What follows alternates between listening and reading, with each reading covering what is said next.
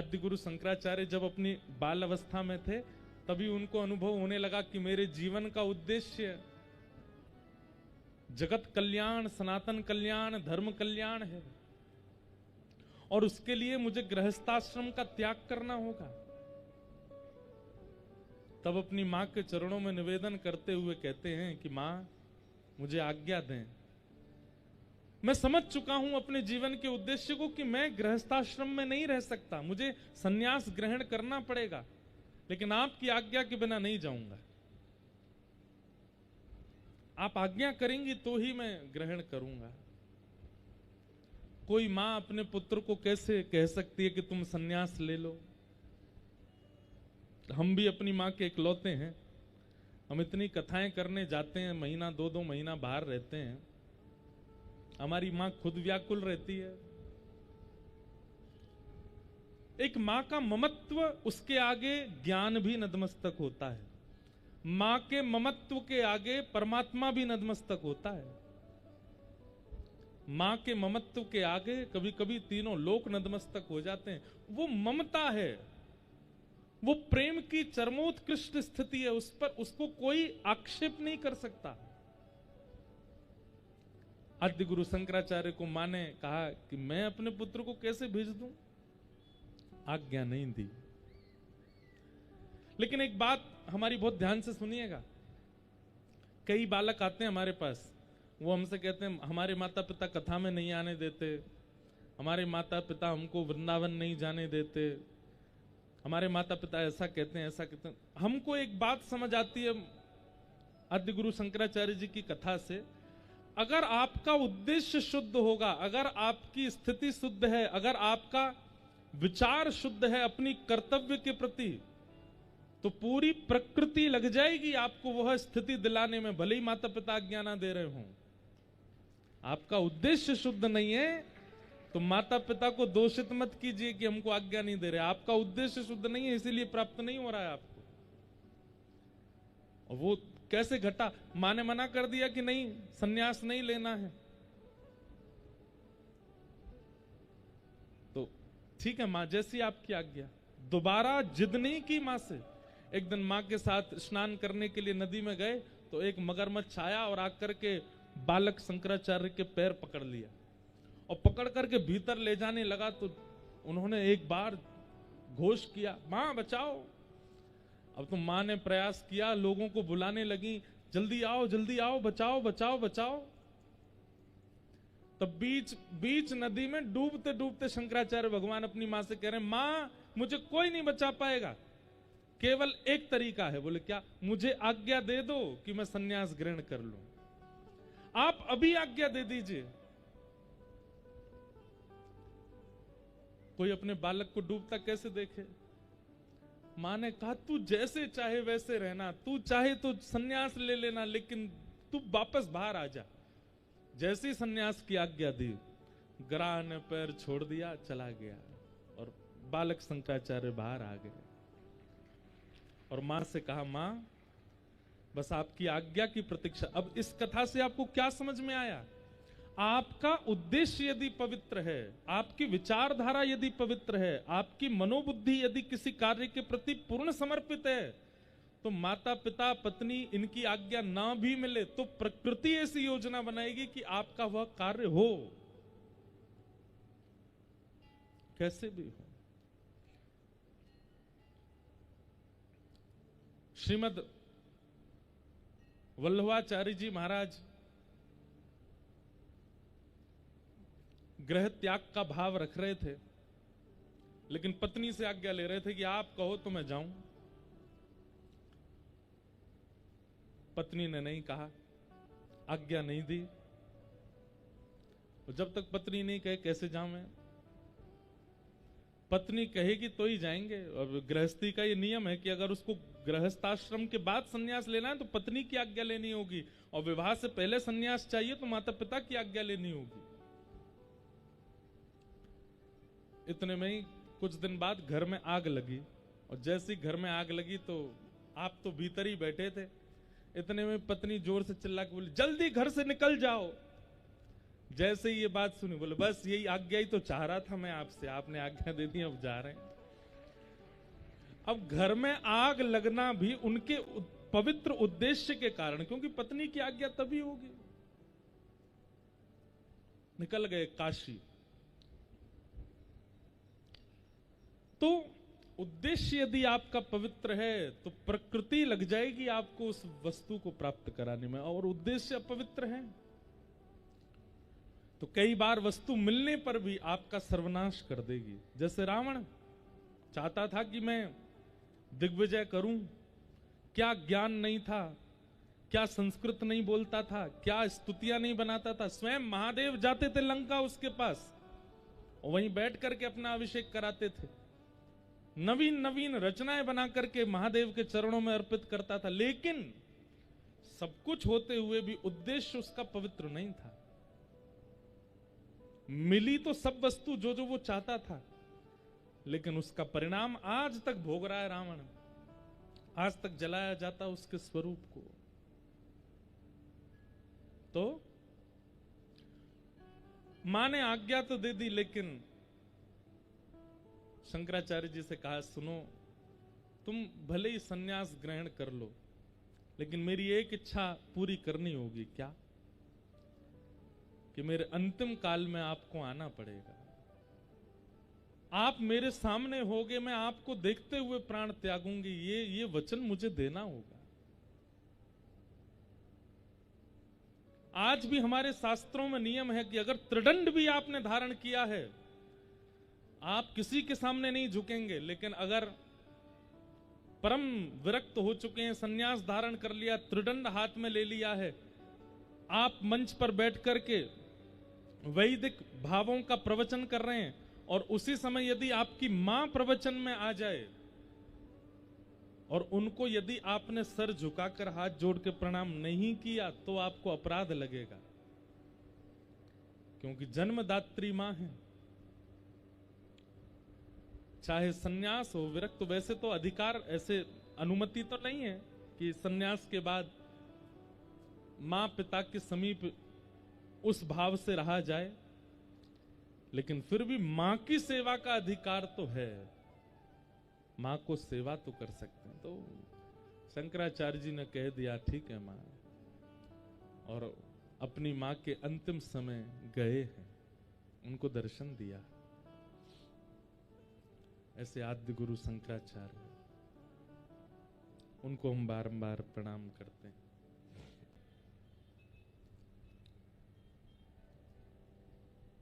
चार संबंध हैं भगवान नारायण के रामानुजाचार्य जी से, पिता, पुत्र, गुरु और शिष्य। रामानुजाचार्य जी को ठाकुर जी गुरु भाव से भी देखते हैं, शिष्य भाव से भी देखते हैं, पिता भाव से भी देखते हैं, पुत्र भाव से भी देखते हैं। श्री तिरुपति बालाजी नाम सुना सबने।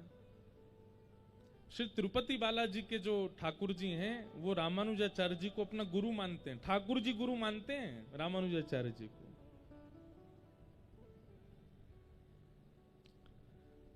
श्री वरदराज भगवान, वो रामानुजाचार्य जी को अपना शिष्य मानते हैं। यहां पे भगवान गुरु हैं और रामानुजाचार्य जी शिष्य हैं।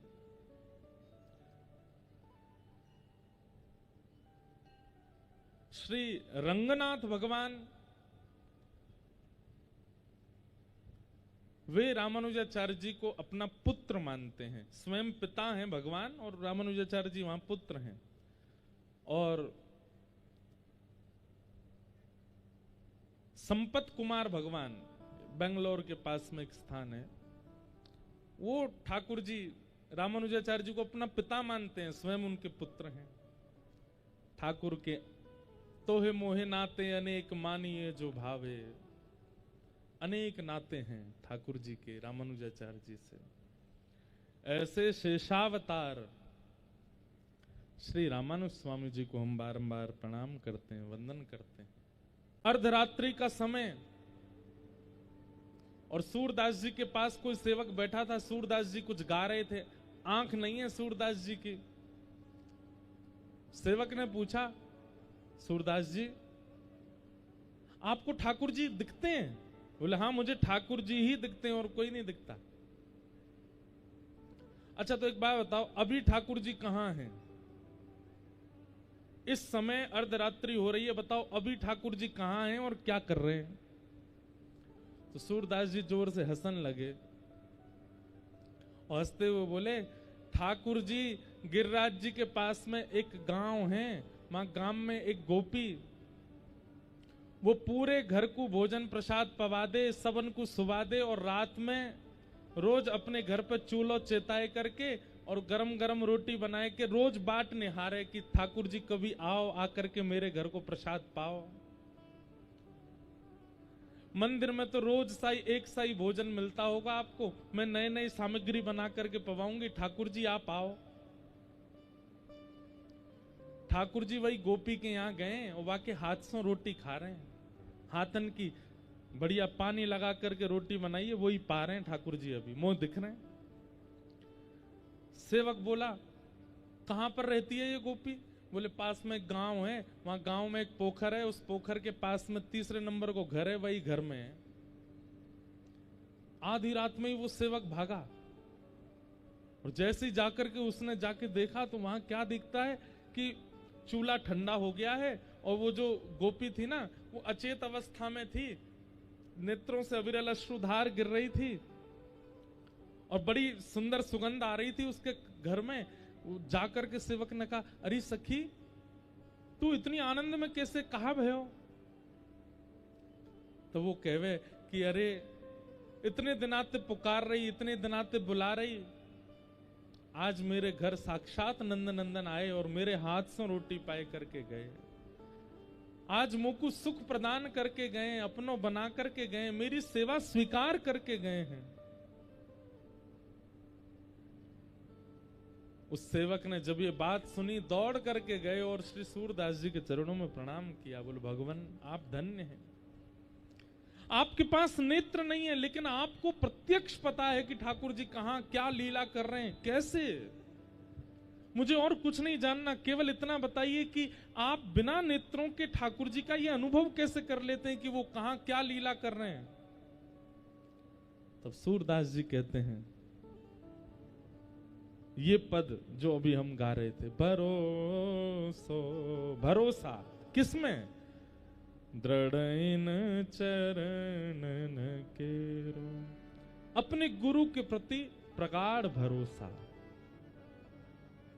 गुरु के प्रति अखंड भरोसा, गुरु आज्ञा के प्रति अविचल विश्वास, उसका ये प्रमाण है कि मैं नेत्र ना होते हुए भी ठाकुर जी की लीला का अनुभव कर लेता हूं, दर्शन कर लेता हूं। जिस महात्मा में भक्ति ज्ञान वैराग्य की पुष्टता की कथा सुनाई गई, साथ ही आत्मदेव ब्राह्मण के यहां कैसे एक बालक ने दुष्टता को प्राप्त किया और श्रीमद् भागवत की कथा से ही उनकी प्रेत योनि से निवृत्ति हुई। इस प्रकार महात्म महत्व सुनाया गया भागवत जी का। आज से प्रथम स्कंद की कथा प्रारंभ है, सब लोग ध्यान से श्रवण करें। ओम नमो भगवते वासुदेवाय। प्रथम स्कंद का प्रथम श्लोक अनेक अर्थों के साथ में व्याख्या की जाती है। कृष्ण परक अर्थ है, राम परक अर्थ है, निर्गुण ब्रह्म परक अर्थ है, सगुण ब्रह्म परक अर्थ है इस श्लोक का। परंतु एक बड़ी विशिष्ट बात है,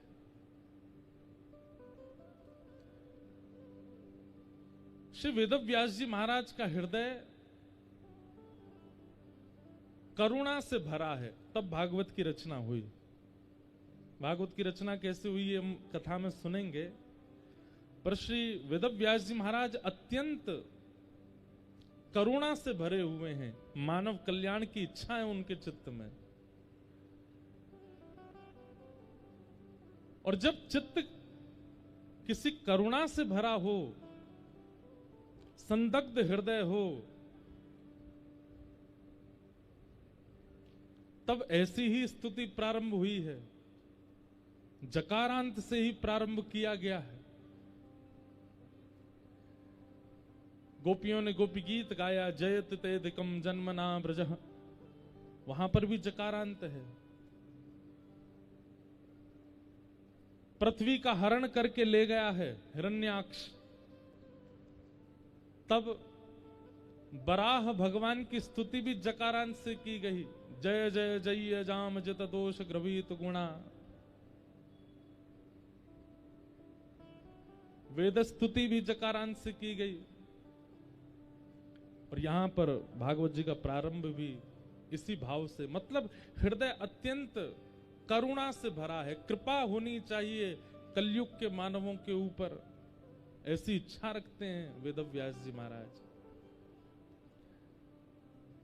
जन्म लेते ही जो परमात्मा अपने माता पिता से अन्वयाद इतरतः गोकुल चले गए। मथुरा में जन्म भयो ठाकुर जी को, वसुदेव देवकी के यहां जन्मे हैं, लेकिन जन्म लेते ही ठाकुर जी कहां चले गए? गोकुल चले गए, नंद यशोदा के पास चले गए। चार थे स्वविज्ञ स्वराट, जो अविज्ञ हैं, अनविज्ञ नहीं है, सब जानते हैं। पूतना रूप बदल करके आई, अघासुर बकासुर धेनुकासुर सब रूप बदल करके आए, लेकिन सबको पहचान गए। अब इसमें कई भक्ति भाव भी छुपे हैं। जैसे अन्वयाद तरतः ठाकुर जी चले गए, इसका मतलब क्या है? संयोग और वियोग, और भक्ति ही नहीं, किसी भी वस्तु के प्रति प्रेम हो, वो वियोग जब तक नहीं होगा तब तक उसका अभाव आप नहीं देखोगे, तब तक वह प्रेम पुष्ट नहीं होगा। रोटी की कीमत वो ज्यादा जानते हैं जिनको रोटी पाने को नहीं मिलती। जल की कीमत वो ज्यादा जानते हैं जिनको नहाने के लिए भी जल नहीं मिलता।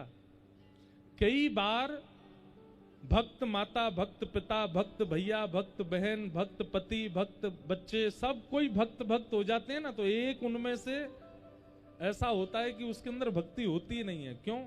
बहुत सहजता में मिल गई। पूरी अयोध्या का इतना सुंदर वर्णन किया गया, लेकिन फिर भी मंथना नहीं बदली, उसके चित्त में तनिक प्रेम नहीं आया। तो कभी कभी वियोग का होना बहुत जरूरी है। आप लोग वृंदावन से दूर रहते हैं और वृंदावन से बहुत प्रेम करते हैं, तो वृंदावन से जो दूरी है ना, ये वरदान है आपके लिए कि आप दूर रहते हो, इसीलिए वो प्रेम और बढ़ रहा है। जो लोग वृंदावन में नित्य रहते हैं, वृंदावन में ही उठते, वृंदावन में ही सोते, वृंदावन में ही खाते, कहीं ना कहीं वृंदावन इतना मात्रा में उनको प्राप्त हो गया कि वो वृंदावन के मूल रूप को पहचान नहीं पाते। हम अपनी बात कर रहे हैं, हम व्यास मंच से वृंदावन के स्वरूप का वर्णन इसलिए कर पाते हैं क्योंकि वृंदावन से दूर रहते हैं, क्योंकि वृंदावन में जन्म लेकर के भी वृंदावन से बहुत बाहर रहने का अवसर मिलता है, मतलब वियोग। तो ठाकुर जी जन्म लेते ही माता पिता से दूर चले गए, इसका मतलब क्या है? भक्ति जीवन में आए और आकर के अगर विरह ना देवे तो समझिएगा भक्ति पुष्ट नहीं होगी आपकी। विरह तो होगा, व्याकुलता तो होगी, सबको तो नहीं, पर हाँ 7वें दिन जब कथा विश्राम होगी यहां पर कई लोगों का चित्त बहुत व्याकुल हो जाएगा कि अब हम कैसे करें, अब हम क्या करेंगे, अब तो कथा पूरी हो गई, अब कैसे निकलेगा समय। ये विरह व्याकुलता आवश्यक है। किसी की भक्ति में यदि वो जो चाहता है वो मिल जाता है। उसकी इच्छा हुई कि ठाकुर जी का उत्सव करना है, कर लिया। उसकी इच्छा हुई ठाकुर जी का श्रृंगार करना है, कर दिया। ठाकुर जी को बद्रीनाथ ले जाना है, ले गया। आप जैसा भक्ति में विचार करते हैं वो वैसा पूर्ण होने लग जाता है। इसका मतलब आपको वियोग नहीं मिला, और वियोग ना मिलने के कारण भक्ति पुष्ट नहीं हो पाती। भक्ति की पुष्टता में तो वियोग आवश्यक है। तो ठाकुर जी अपने माता पिता को, जन्मदात्री माता पिता को छोड़ के अन्वयाद इतरतः गोकुल चले गए। और वहां भी कैसे रहते हैं? बोले चार थे स्वविज्ञ स्वराट, सबसे विज्ञ हैं। कौन आर्थी है, कौन अर्थार्थी है, सबसे विज्ञ हैं, सब जानते हैं। और कैसे हैं? बोले स्वराट, कृष्ण परक अर्थ है। गोपियां कभी कभी ठाकुर जी से मक्खन छुपा करके अंधेरे में धर देती हैं। लाला अंधेरे ते भय लगे, भीतर न आवे को।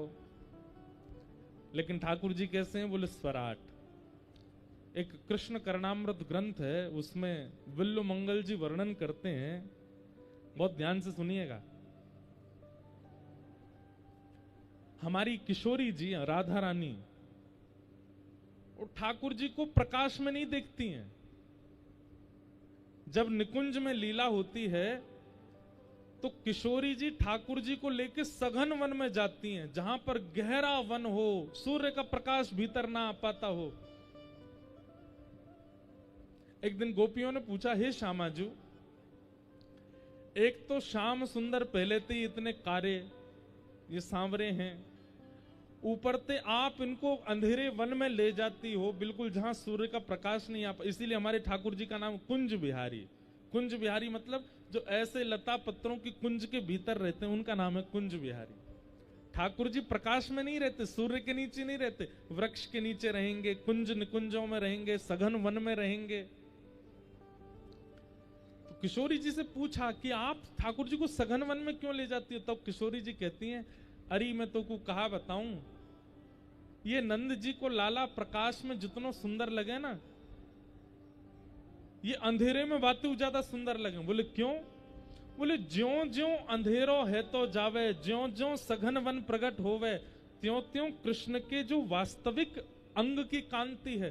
ठाकुर जी का वर्ण भी कृष्ण है और कांति भी कृष्ण है, मणि की तरह चमकते हैं ठाकुर जी। बोले जब सघन वन में, घनघोर वन में भीतर जाते हैं, जहां सूर्य का प्रकाश नहीं, वहां ठाकुर जी के रों रों चमकते हैं, वहां ठाकुर जी का मुख गाल चमकता है, ठाकुर जी के कर्णरंध्र चमकते हैं, नाक चमकती है, ठाकुर जी का मुख ऐसे जैसे मानो कोई मणि चमक रही हो, और उन श्री कृष्ण का दर्शन अद्भुत होता है। तो विल्लु मंगल जी कहते हैं कि ठाकुर जी जितने अंधेरे में जाते हैं, जितनी अमावस्या की रात होती है, श्याम सुंदर उतने ज्यादा प्यारे लगते हैं। क्यों? क्योंकि उनकी कांति कृष्ण है, स्वराट।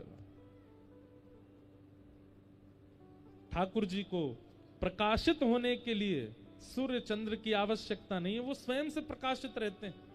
कई लोगों को आपने देखा होगा, आप लोग तो इतनी सभा में नहीं जाते, हम तो बहुत सभाएं करते हैं, कथा ही करते हैं। किसी किसी व्यक्ति की कांति ऐसी होती है कि सभा में 1000 लोग हैं लेकिन वही दिखता है और किसी पर दृष्टि नहीं पड़ती। उससे बढ़िया वस्त्र पहन के कोई आ जाए, उससे बढ़िया दिखने वाला कोई आ जाए, हुष्ट पुष्ट आ जाए, लेकिन एक व्यक्ति की मुखमंडल की कांति ऐसी होती है कि हजारों में वो अकेला दिख जाता है। और विशेष रूप से संतों में आप इस चीज का दर्शन करोगे। आप हजारों की तादाद में जब देखोगे किसी को, तो एक महापुरुष जो जिसका भजन श्रेष्ठ है, जिसकी भावना श्रेष्ठ है, वो अलग ही दिखेगा सबसे। क्यों? क्योंकि भजन मुख में नहीं होता, नाम में, जीव में नहीं है, उसकी कांति में आने लग जाता है। ठाकुर जी की कांति कृष्ण है, कर्षतीत कृष्ण, जो कर्षण करे, आकर्षण करे, अपनी ओर खींचे, ऐसी कांति है श्री कृष्ण की। आप लोग वृंदावन दर्शन किए बिहारी जी का, राधा रमण जी का, राधा वल्लभ जी का। राधा वल्लभ जी का जैसा वर्ण है, यदि वैसा वर्ण हमारा हो जाए, बिल्कुल वैसा ही रंग हो जाए हमारा, तो हमारी स्थिति क्या होगी? जब हम रोड पे निकलेंगे, गली मोहल्ले में जाएंगे, परिवार के रिश्तेदारों में, सब कहेंगे देखो अंधेरा आ गया। साक्षात काली मां की प्रतिमूर्ति। लेकिन राधा रमण जी को देखो कितने प्यारे लगते हैं, इतने काले हैं फिर भी प्यारे लगते हैं। हमारे संसार में गोरा होना प्यारा होता है, गोरा होना सुंदर होता है, पर हमारे ठाकुर जी को देखो, बिहारी जी देखो, अब जाके थोड़ी शांति आई पीछे से है। बोलो वृंदावन बिहारी लाल की। कृष्ण वर्ण है ठाकुर जी का। आहा, इदानिम कृष्णताम गतः। लेकिन फिर भी कैसे हैं? बोले स्वराट, प्रकाशित रहते हैं ठाकुर जी। कितनी भी अंधेरे में छिपाए दें गोपी ले जाके मटको, लेकिन ठाकुर जी जैसे जैसे अंधेरे में प्रवेश करते हैं, वो स्वयं ही चमकने लग जाते हैं और उनको दिख जाता है कहां क्या है। ब्रह्म परक अर्थ ऐसा है कि सूर्य चंद्र को भी जो अपने अपने से तेज प्रदान करते हैं, प्रकाशित करते हैं, वो स्वराट। और तेने ब्रह्म हृदय आदि कवि, आदि कवि ब्रह्मा को भी जिन्होंने अपनी लीला से ज्ञान प्रदान किया। संपूर्ण कृष्ण लीला है एक ही श्लोक में। जब ग्वाल बालों का हरण करके ले गए ब्रह्मा जी, तब ठाकुर जी ने अपनी बाल लीला से उनके चित्त का जो संशय था उसको विनाश किया, उसको दूर किया। मुह्यन्ति यत् सूरयः, अपनी लीला पर गिरिराज धारण करके देवताओं के राजा इंद्र को भी जिन्होंने मुह्यन्ति, मोहित कर लिया। चरणों में आकर के प्रार्थना करने लगा इंद्र, पिता गुरुस्त्वम जगताम अधीशो, आप मेरे पिता हैं, आप मेरे गुरु हैं, आप जगत के पिता गुरु हैं, मुझे क्षमा करें। ऐसे श्री कृष्ण यत्रत्र शर्गोम वृषा, जिनकी लीला से यह माया रूपी सृष्टि भी कभी कभी सत्य सी प्रतीत होने लगती है। जो सृष्टि अमृष है, सत्य नहीं है। एक पानी के उठे बुदबुदे की तरह है, कभी भी नष्ट हो सकती है। लेकिन इसका अर्थ करते हुए हमारे ब्रज के रसिक संत कहते हैं कि अगर कृष्ण भक्ति चित्त में है तो यह सृष्टि भी कहीं ना कहीं सार्थक लगेगी, ये माया भी सार्थक लगने लगेगी। जिनकी लीला, जिनकी कथा, जिनका स्मरण, जिनका नाम इस पृथ्वी की स्थिति को सार्थक बनाता है। धामना स्वेन सदा निरस्त कुहकम सत्यम परम धीमहि। ऐसे ठाकुर जी जिन्होंने 3 स्थानों पर लीला की, व्रज धाम, द्वारिका धाम और हस्तिनापुर, और तीनों लीलाओं को करते हुए अंत में उद्धव को अपना ज्ञान उपदेश प्रदान करते हुए, भागवत धर्म का निरूपण करते हुए, वही परम सत्य अपने स्वधाम को प्रस्थान कर गए। ऐसे परम सत्य श्री कृष्ण को हम बारंबार प्रणाम करते हैं, उनको वंदन करते हैं। सत्यम परम धीमहि, सत्य और परम सत्य। ठाकुर जी परम सत्य है, ठाकुर जी सत्य हैं, पर ठाकुर जी की लीला परम सत्य है, ठाकुर जी का नाम परम सत्य है। ऐसे परम सत्य परमात्मा को हम वंदन करते हैं। सत्यम परम धीमहि। 3 बार सत्य की वंदना है भागवत जी में, प्रारंभ में, मध्य में और विश्राम में। सत्यव्रतम सत्य परम सत्यम सत्यस्य योनिम निहितम च सत्ये सत्यस्य सत्य मृत सत्य नेत्रम सत्यात्मकम त्वाम शरणम प्रपन्ना। श्री कृष्णावतार के समय देवता 9 बार सत्य कहते हैं ठाकुर जी को, और अंत में भी सत्यम परम धीमहि कह करके मानो सत्य सत्य सत्य 3 बार आदि मध्य और अंत में कहकर के वेदव्यास जी कहते हैं कि श्री कृष्ण अंश नहीं है, श्री कृष्ण कला नहीं है, श्री कृष्ण परिपूर्ण अवतार है भगवान का। इसलिए उनके शरण में, आपको बताएं, आद्य गुरु शंकराचार्य जी की हम चर्चा कर रहे थे, जो स्वयं शंकर हैं। आपकी माता जी के अंतिम काल में आद्य गुरु शंकराचार्य जी ने भी भगवान श्री कृष्ण की लीला सुनाई अपनी मैया को, और सुंदर कृष्ण ठाकुर जी की लीला के ऊपर सुंदर एक स्तोत्र रच करके मां को सुनाया, और अंतिम श्वास निकलने से पूर्व साक्षात श्री कृष्ण के दर्शन करा दिए अपनी मां को, तब वैकुंठ की प्राप्ति हुई मां को। श्री कृष्ण साक्षात पर ब्रह्म है, साक्षात परिपूर्ण ब्रह्म है। अब आप लोग कहेंगे, एक बात हमारी बहुत ध्यान से सुनिएगा, कई बार प्रश्न होता है कि भगवान श्री कृष्ण जब परब्रह्म थे तो फिर ऐसी कभी कभी कहीं कहीं हल्की लीला क्यों की उन्होंने? गोपियों के साथ रास विहार करके प्रश्न चिन्ह छोड़ गए, अनेक अनेक 16,108 विवाह करके प्रश्न चिन्ह छोड़ गए।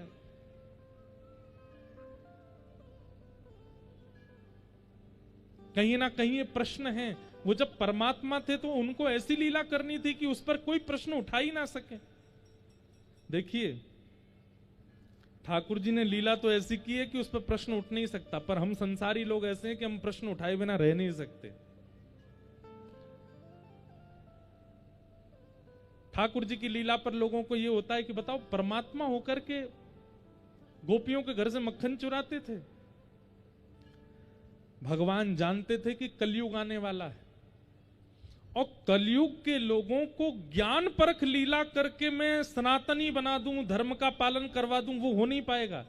उसके लिए मुझे अपनी प्रभुता त्याग करके सामान्यों की तरह लीला करनी पड़ेगी। और वो सामान्य सहज दैन्य युक्त लीला जब होगी और उसको जब कलयुग के लोग सुनेंगे, तब जल्दी सनातन के प्रति उनका प्रेम बढ़ेगा।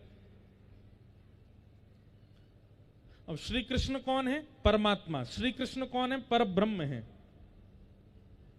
जिनकी भ्रकुटी टेढ़ी करने पर पृथ्वी पर भूचाल आ जाता है, वो परमात्मा।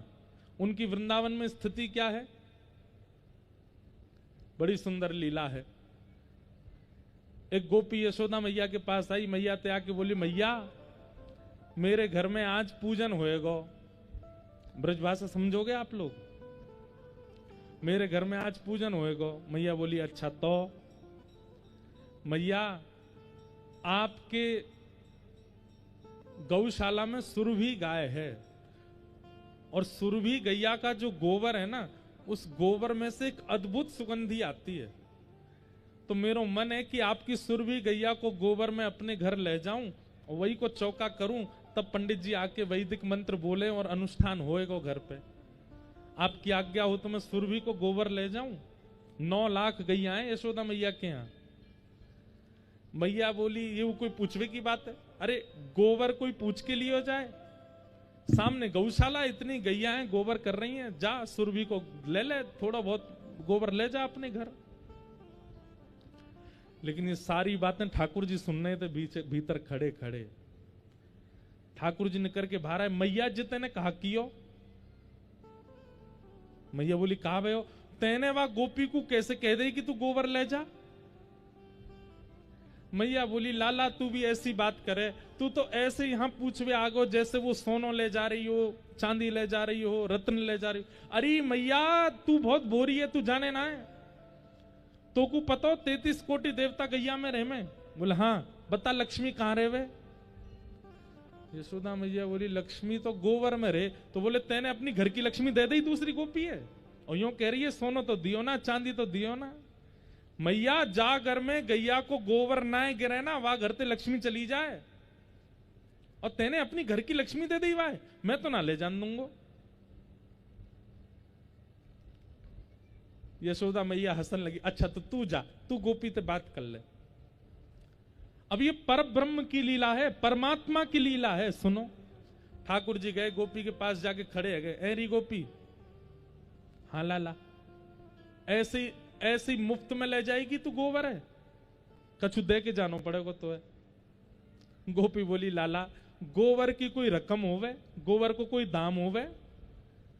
अरे हम गोकुल में रहे जहां लाखों गौवंश, वहां को नाम गोकुल है, अनेकों गोबर हैं सब जगह, लेकिन मोको तो सुरभि को गोबर चाहिए, हमारे लेवे आ गई, और या को कोई दाम थोड़ी होयो करे। ठाकुर जी बोले, नहीं हम तो दाम लेंगे। बता गैया कौन की? बोले लाला तेरी। या गैया ने जो चारों खाए वो चारों कौन को? बोले लाला तेरो। वह चारों को पैसा दे के खरीद के कौन लाया? बोले हमारे पिताजी। वह चारे को कौन ने खाया? वो गैया ने। गैया ने खा के भीतर गोबर बनाए के कियो, तो गोबर कौन को? लाला गोबर भी तेरो। तो तू कैसे ले जाएगी? छोड़ यहीं पे। नहीं ले जान दे रहे।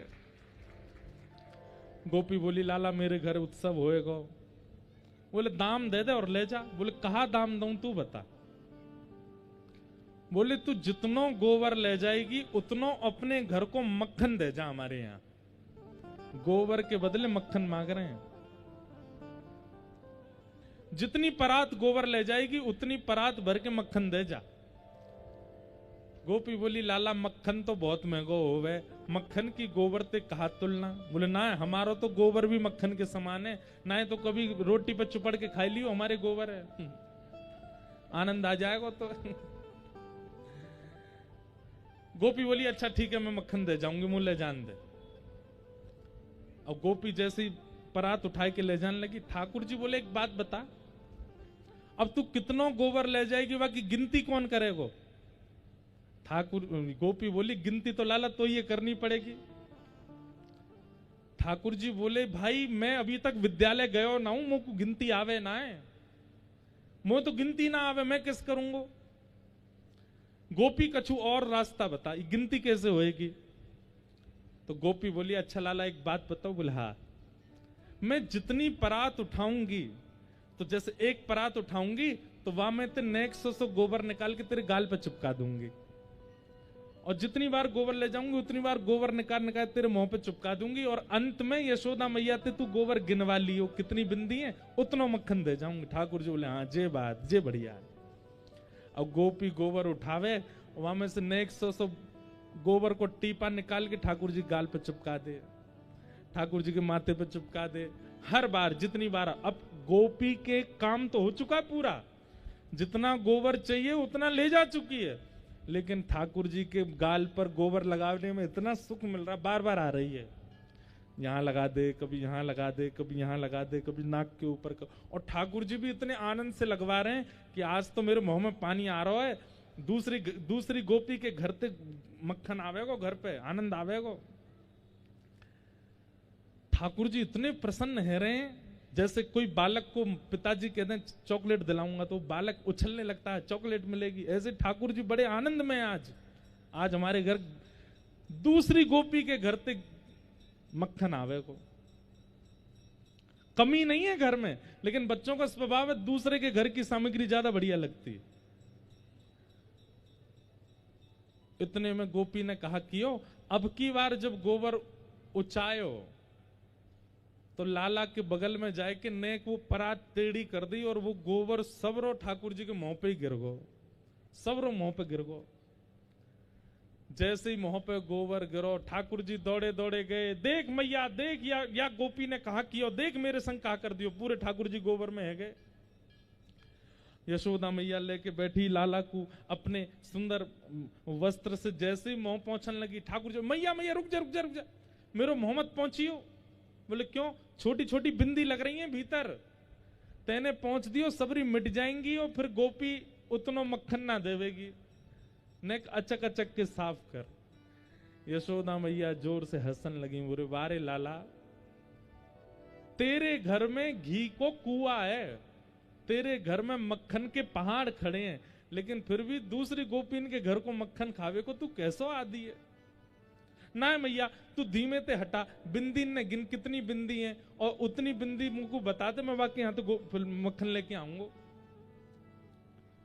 ये हैं ठाकुर जी, ये वो परमात्मा हैं जिनके मुस्कुराहट से पूरी संसार बन जाता है, और जिनके जरा सी भ्रकुटी टेढ़ी करने पर नूतन प्रलय हो जाता है, जिनकी श्वास लेने पर समुद्र में तूफान आ जाते हैं, जिनके बैठ जाने से सूर्यास्त हो जाता है, जिनके खड़े होते ही सूर्य उदय हो जाता है, जिनके नेत्रों पर सारा ब्रह्मांड नृत्य करता है, वो परमात्मा ब्रज में जाकर के ऐसी लीला करते हैं, अपनी प्रभुता भूल जाते हैं, अपनी श्रेष्ठता भूल जाते हैं। क्यों? ताकि हम कलयुगी जीवों को सामान्य लीला से भक्ति के मार्ग पर ला सकें। ज्यादा ज्ञान परक और ज्यादा वैदुष्य परक लीला नहीं की ठाकुर जी ने, ताकि हम कलयुग के लोगों को भक्ति मार्ग स्वीकार करने में कठिनाई ना हो। इसलिए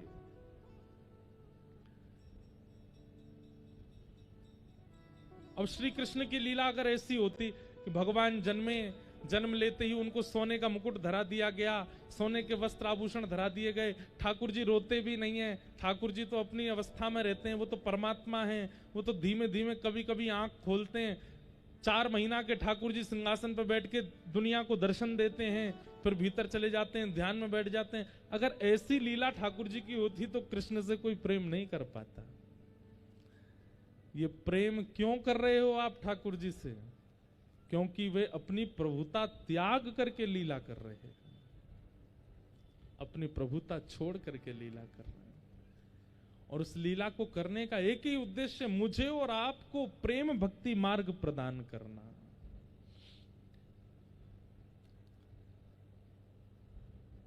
लेकिन वो भले ही कैसी भी लीला करते हो, वो परम सत्य हैं, वो साक्षात परमात्मा है, उन्हें हम प्रणाम करते हैं।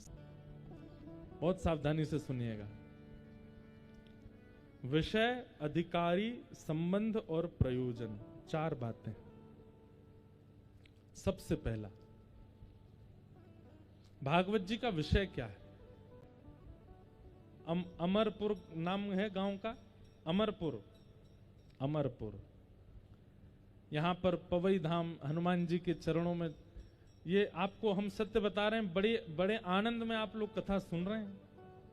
शहरों में कथा होती है तो फिर स्थिति ऐसी होती है कि कहाँ बैठे हैं, कहाँ सुन रहे हैं, ऐसे इतनी भीड़ हो जाती है। लेकिन यहाँ पर आप लोग बड़े आनंद से बैठ के सुन पा रहे हो, ऐसा लग रहा है 1 to 1 बात हो रही है।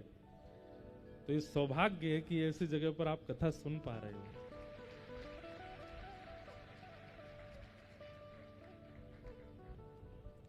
भागवत का विषय क्या है? हमारे चित्त में, सुनने वाले श्रोताओं के चित्त में परम धर्म का उद्दीपन होना, यही भागवत का विषय है। बहुत सावधानी से सुनिए सब लोग।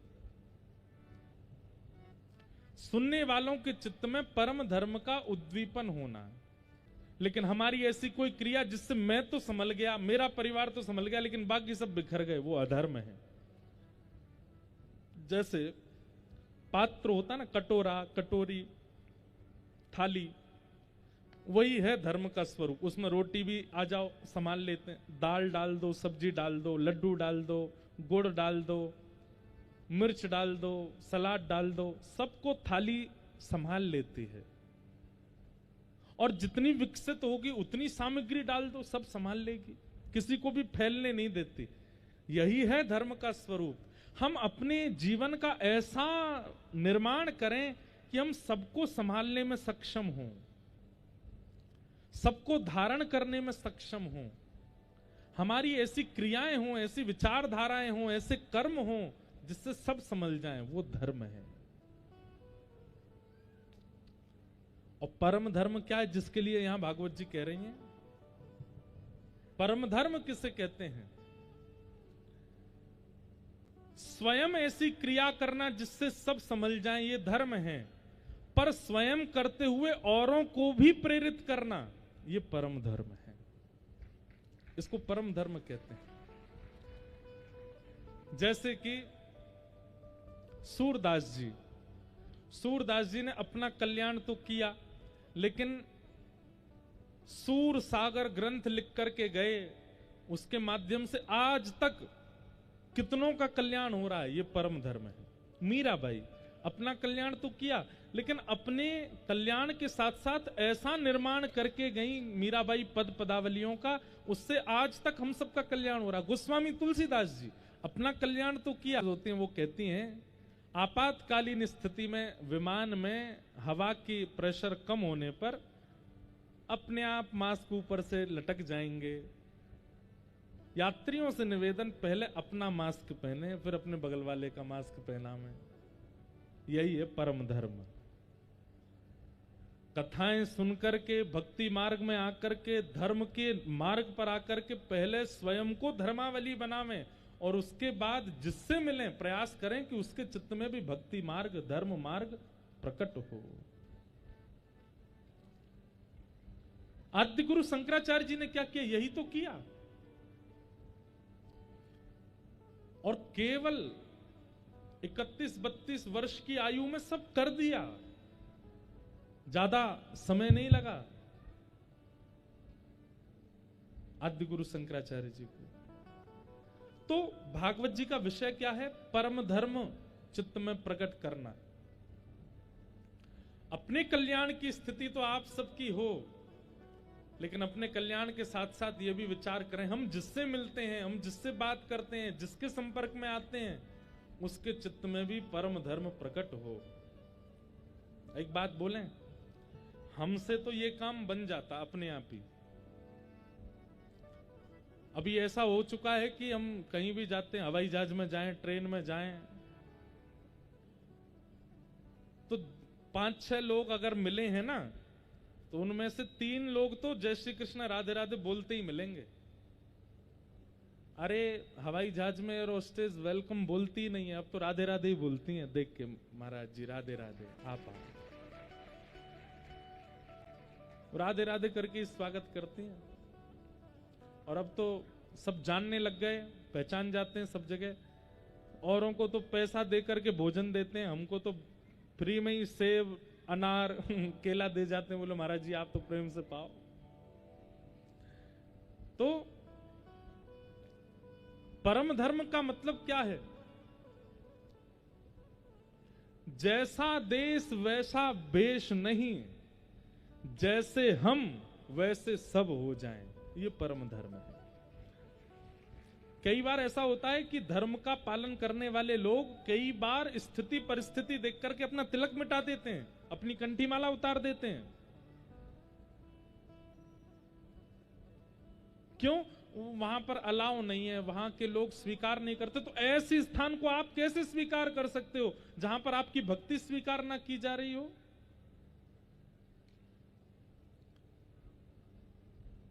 जाके ही न राम वै देही तजियता ही कोटि वै रिसम यद्यपि परम स्नेही। गोस्वामी जी कहते हैं उसका त्याग करो जिसके चित्त में ठाकुर जी नहीं है। तो श्रीमद् भागवत क्या करती है? परम धर्म का बीज बोती है हमारे चित्त में। और एक बात हमारी बहुत ध्यान से सुनिएगा, आप यदि श्रीमद् भागवत के श्रोता बन चुके हैं और लंबे समय तक भागवत जी की कथा सुन रहे हैं, तो आपके चित्त में एक स्थिति आ जाएगी, क्या? तजो रे मन हरि विमुख न को संग, तजो रे मन हरि विमुख न को संग। एक बात बोल रहे हैं हम, बहुत ध्यान से सुनिएगा।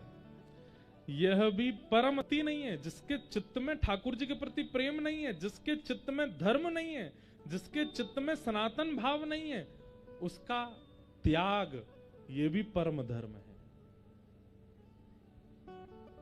ये भी परम धर्म है। कई बार ऐसा होता है कि हम हमारी कार्य की पूर्ति हो रही है, इसलिए हम जिनके चित्त में धर्म नहीं है, परम धर्म नहीं है, उनका संग करते हैं। क्यों? हमारा ये काम बन रहा है इनसे। हमारी बात मान लीजिए, एक काम बनेगा उससे, लेकिन अगर ठाकुर जी नाराज हो गए ना तो सबरे काम बिगड़ जाएंगे। एक तो बन जाएगा, बाकी के सबरे बिगड़ जाएंगे। मीराबाई कहती हैं इस बात को। जब मीराबाई ठाकुर जी का बहुत भजन करती थी तो उनको सब समझाते थे कि ए मीरा, तू क्यों गाती है? भगवान का नाम मत गाया कर। तुझे पता है कि राजा को गुस्सा आता है, तेरा देवर जो राजा बन गया है वो तेरे ऊपर कोई ना कोई आक्षेप करता, कभी विष भेजता, कभी कोई, उसको अच्छा नहीं लगता, तो तुम क्यों गाती हो हरि का नाम? तो मीराबाई एक बहुत अच्छी बात कहती हैं, बोले राजा रूठे तो देश निकाले, राजा रूठेगा तो देश से निकाल देगा, लेकिन हरि रूठे तो तीनों लोकों में भी स्थान नहीं मिलेगा मुझे। राजा रूठ करके ज्यादा से ज्यादा अपने जहां तक उसका शासन है वहां से बाहर कर देगा मुझे, लेकिन हरि, ये पूरा ब्रह्मांड तो हरि का है, यदि वो मुझसे रूठ गए तो अरे नरक में भी स्थान नहीं मिलेगा अगर ठाकुर जी रूठ गए तो। इसलिए कई बार हम लोग अपने कार्य के लोभ में ऐसे लोगों का भी संग करते हैं जो विधर्मी हैं, और उसके पीछे लोभ क्या होता है हमारा? इनसे हमारा एक काम बन रहा है। नहीं, कई बार हम ऐसी जगह कथा करने चले जाते हैं, वहां के जो कथा पूरा व्यवस्था आदि करने वाले यजमान हो चाहे जो हो, उन लोगों के अंदर ना तो श्रद्धा है, ना प्रेम है, ना भक्ति है, ना समर्पण है। केवल यश कीर्ति और धन अर्जन के लिए कथा करा देते हैं। अब ऐसे में हम क्या करें? तो हम फिर उनको प्रधान ना मान करके उस स्थान को और उस स्थान के जो श्रोता आ रहे हैं उनको प्रधान मान के कथा पूरी करते हैं। 7 दिन निकले और हम चले। जाके ही न राम वै देहि तजिए ताहि। और हम अपनी कथा में स्पष्ट रूप से कह देते हैं मंच से, धन अर्जन के लिए, प्रतिष्ठा पाने के लिए, समाज में हमारा नाम हो जाए, इसलिए 4 लोगों में हमारी ख्याति हो जाए, इन सब क्रियाओं को मद्देनजर रखते हुए जो कथा का क्रम कराते हैं ना, ठाकुर जी भी फिर उनसे कहते हैं, अच्छा स्वार्थी, अपने स्वार्थ के लिए कथा करा रहा है। कथा पूरी होते ही फिर ठाकुर जी विपरीत शनि 7.5 चलाते हैं उसके ऊपर। तो इसलिए कथा श्रवण और कथा कराने के पीछे कोई और उद्देश्य नहीं होना चाहिए, प्रेम लक्षणा भक्ति बस।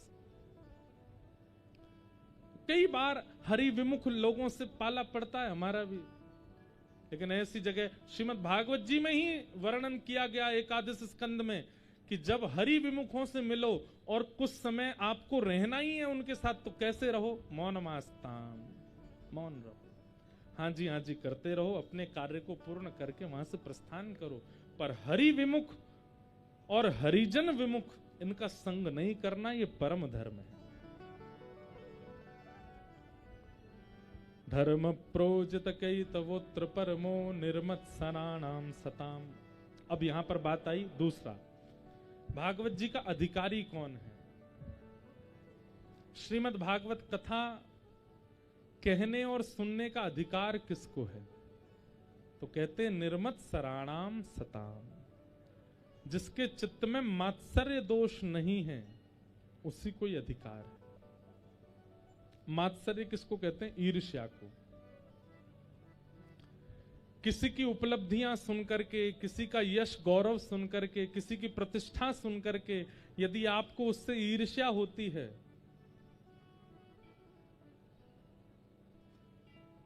तो आप मात्सर्य दोष से युक्त हो, आपको कथा सुनने का अधिकार नहीं है। हमारे पड़ोसी की कमाई हमसे ज्यादा हो रही और आपको जलन हो रही है उससे, तो आप कथा समझ नहीं पाओगे, सुन नहीं पाओगे।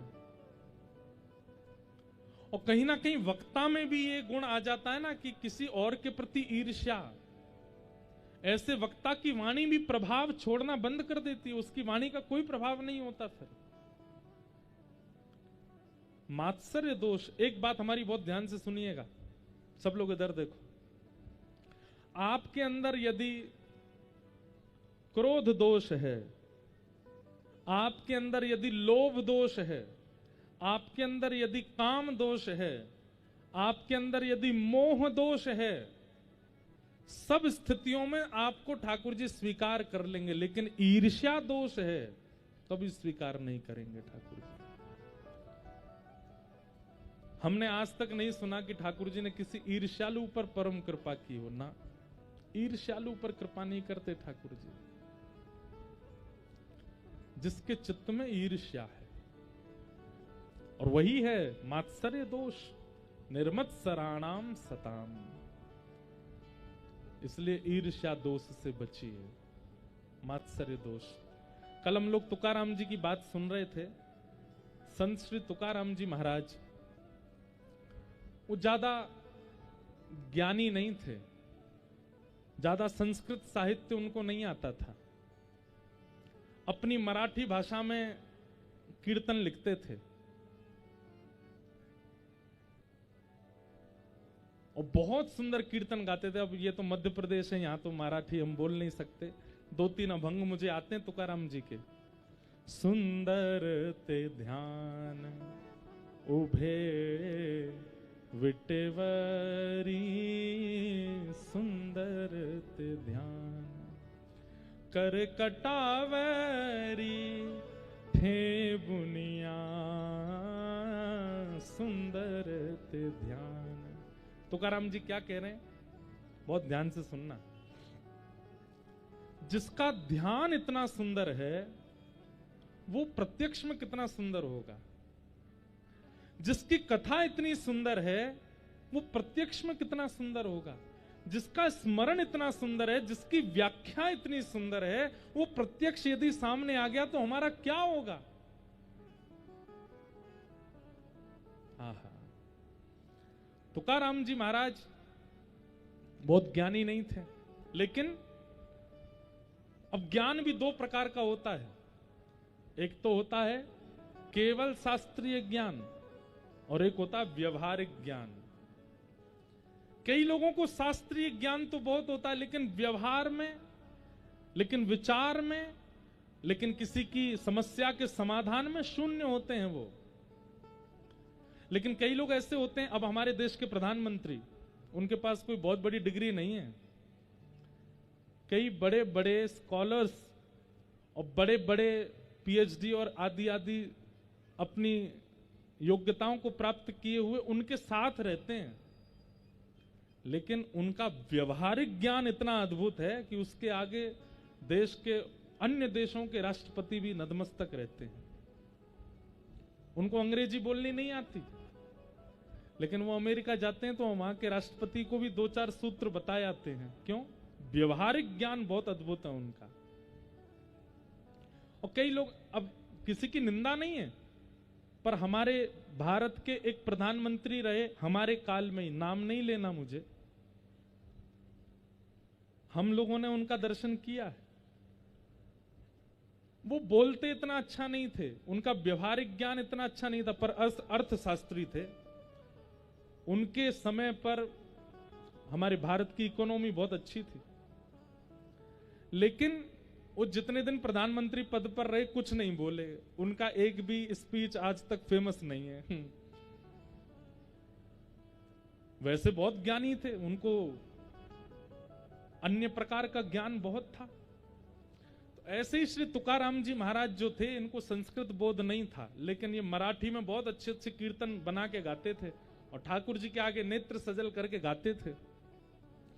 तो एक पंडित जी थे, रामेश्वर प्रसाद नाम था उनका, इसको कहते हैं मात्सर्य दोष, ध्यान से सुनना। तो तुकाराम जी का इतना यश होने लगा कि छत्रपति शिवाजी महाराज भी उनका कीर्तन गाते थे, सुनते थे। तो एक दिन रामेश्वर प्रसाद को इतना क्रोध आया, बोले हम यहां पर घर परिवार छोड़ करके और दिन रात पढ़ाई लिखाई करके इतने विद्वान बने, इतना ज्ञान हमने अर्जित किया अपने अंदर, हमको कोई पूछता नहीं है। और ये आजकल का आया है, इसको कुछ आता नहीं, संस्कृत बोल नहीं सकता, स्तुतियों का पाठ इससे होता नहीं है, और अपनी सामान्य सी भाषा में गाता है, और इसके इतने लोग आदी होते जा रहे हैं।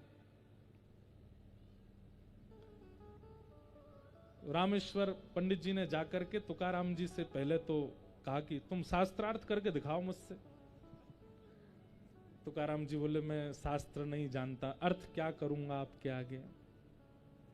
तो उन पंडित जी ने क्या किया, तुकाराम जी ने जो ग्रंथ लिखा था ना अपनी सामान्य भाषा में, वो ग्रंथ उठा करके लेकर के गए और एक तालाब में जाके फेंक दिया। बोले कोई अस्तित्व नहीं है इसका,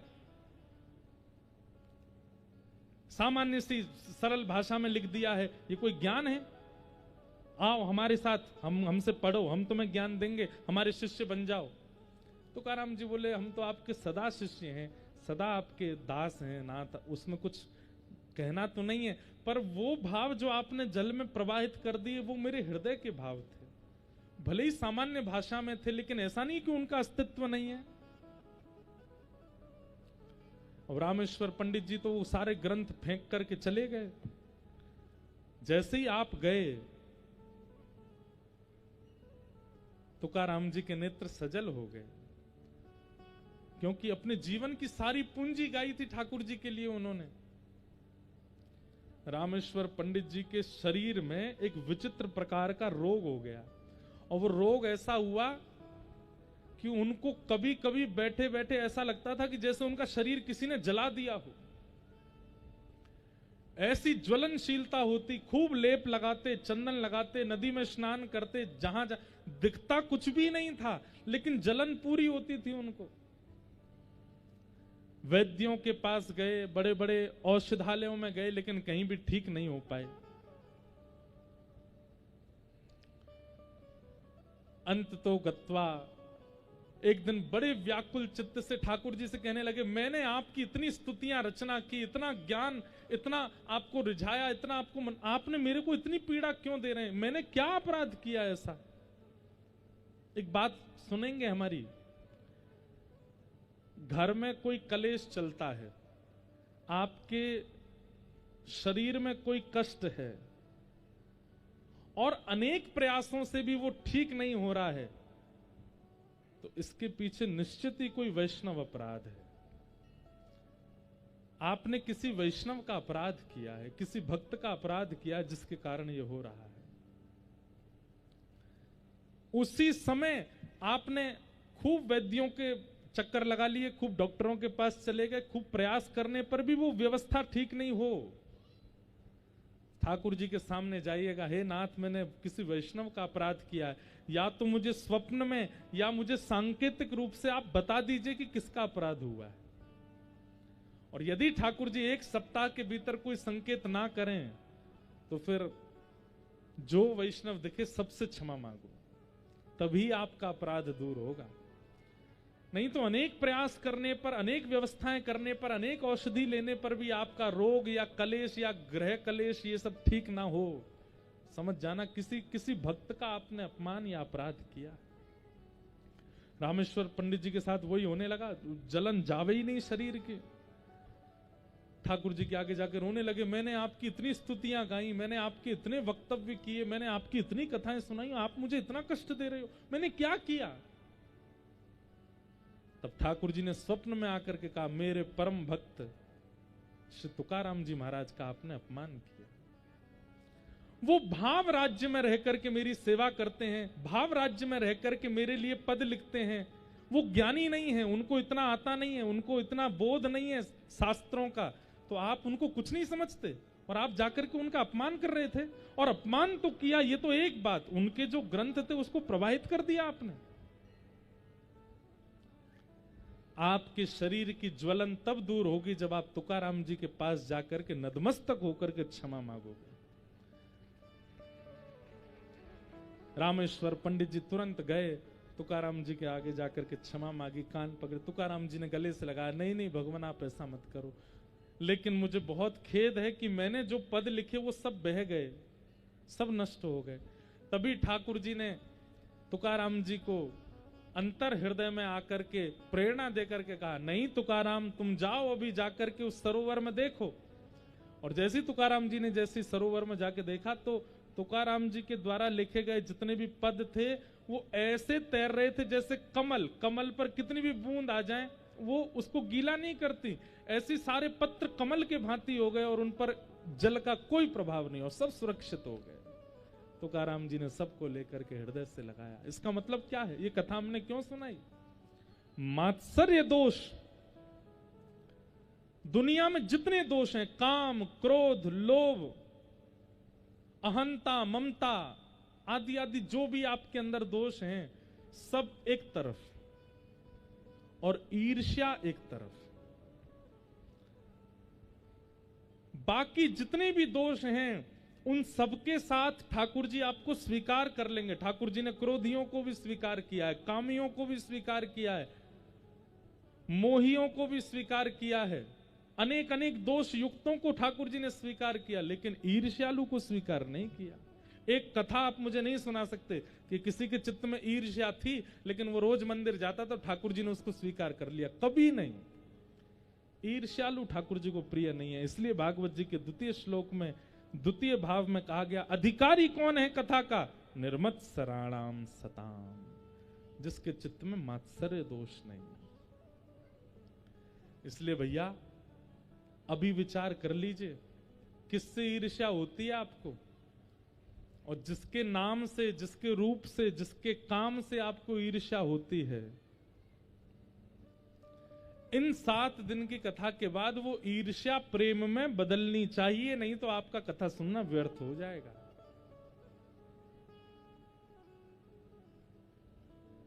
ईर्ष्या नहीं,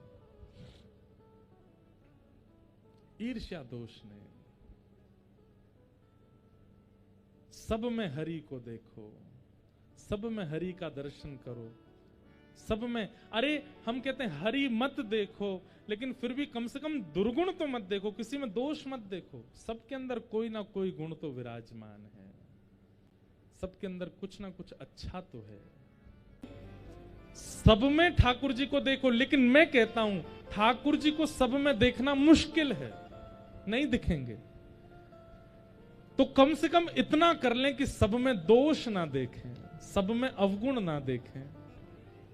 उसका गुण क्या है वो प्रधान रखिए, उसकी श्रेष्ठता क्या है, उसकी योग्यता क्या है वो ध्यान में रखिए। हम में और परमात्मा में यही अंतर है, या फिर ऐसा कहूं राक्षसों में और देवताओं में अंतर यही है। देवता सब में गुण देखते हैं और राक्षस वो अपने अलावा सब में गुण, सब में अवगुण देखते हैं। वो हम गुणवान है, बस हमसे ज्यादा योग्य कोई नहीं है। महाराष्ट्र के संत श्री विनोबा भावे कहते हैं राक्षस में और मानव में अंतर क्या है, राक्षस में और देवता में अंतर क्या है? बोले सब में गुण का दर्शन करे वो देवता है, और अपने अलावा सब में अवगुण का दर्शन करे वो राक्षस है। उसको लगता है मुझसे बढ़िया कोई नहीं है, मैंने ये किया, मैंने ये किया, मैंने ऐसा किया, मैंने ये किया, बाकी तुमने क्या किया, तुम्हारा कोई कर्तव्य कर्म थोड़ा ही है। इस प्रकार की विचारधारा रखने वालों को राक्षस कहा जाता है। अरे वो रावण है जो राम में भी दोष देखता है, वो राम जी हैं जो रावण में भी एक गुण तो खोज ही लेते हैं। सब में भगवत दर्शन नहीं कर सकते तो कम से कम सब में गुण देखो, सब में गुण का दर्शन करो। आहा,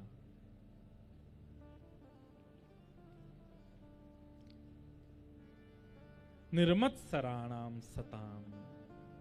मात्सर्य दोष युक्त होकर के कथा सुनी नहीं जा सकती और ना कही जा सकती है, इसलिए मात्सर्य दोष का त्याग करो। और तीसरी बात क्या कहते हैं? वैद्यम, विषय, अधिकारी, और अब आया संबंध। भागवत जी हमारा किससे संबंध कराती हैं? बोले वैद्यम वास्तव मत्र वस्तु शिवदम। जो वास्तव में संबंध बनाने योग्य हैं उनसे संबंध बनवाती हैं, और वो भी कैसा? शिवदम, कल्याणकारी। इस संसार में वास्तव में संबंध बनाने योग्य केवल एक हैं, श्री कृष्ण। हम लोग नेताओं के पीछे भागते हैं, इनसे संबंध बन जाए हमारा, इनके साथ फोटो खिंच जाए हमारी, सेलिब्रिटीज के पीछे भागते हैं। पर आजकल जमाना बदल रहा, अब युवा कथाकार संतों से कहते हैं हम हमारे संग एक फोटो खिंचवा लो महाराज जी, ये अच्छा है। हम अभी जोधपुर में थे तो एक दिन वहां के महाराज जी हमको बोले, मैंने कहा महाराज जी हमारी वजह से बहुत अव्यवस्था हो गई है, थोड़ी भीड़ बच्चों की ज्यादा हो जाती है। एक बालक तो सुबह से भूखा, रात में 11 बजे मिला मुझे, उसके सब घर वाले बोले इसने सुबह से कुछ खाया नहीं, बोले मिलूंगा, एक फोटो खिंचाऊंगा, पैर छूंगा तब कुछ खाऊंगा। मैंने कहा भैया ऐसा संकल्प क्यों लेते हो? तो वहां के जो महाराज जी थे वो, उनसे हमने कहा महाराज जी हमारी वजह से बहुत अव्यवस्था सी हो गई है। तो बोले नहीं नहीं, मैं वो नहीं देख रहा हूं, मैं ये देख रहा हूं कि किसी समय पर फिल्म अदाकारों के पीछे, नेताओं के पीछे लोग भागते थे, अब कम से कम कथा सुनाने वाले के साथ में खड़े होने को ऐसे हो रही, अच्छी बात है। बोले इन युवाओं को चरस, गांजा, मदिरा पीने वालों के साथ फोटो खिंचाने का शौक होता था, अब हरी कथा सुनाने वालों के साथ शौक है, तो ये अच्छी बात है। अब धीरे धीरे प्रयास कर रहे हैं कि इस व्यासपीठ से कुछ हो। संबंध बनाने योग्य केवल या तो हरि हैं या हरि के जन हैं। हम तो आपसे एक बात कह दें, संतों से संबंध बना लिया करो। जैसे जो संत मिलते हैं ना, उनसे मत कहो पर मन में मान लो। जैसे कोई जबलपुर में संत मिल गए नर्मदा जी की तरफ, उनको प्रणाम किया, उनकी छवि बड़ी अच्छी लगी, उनके वक्तव्य बहुत अच्छा लगा, मन में मान, ये हमारे चाचा जी हैं, आज से यही हमारे चाचा हैं, असली चाचा यही हैं। वृंदावन के कोई महाराज जी मिले, ये हमारे मामा जी हैं। अयोध्या के कोई महाराज जी, ये हमारे फूफा जी हैं। थोड़ा मुंह फुलाते हैं ना, ये फूफा जी है।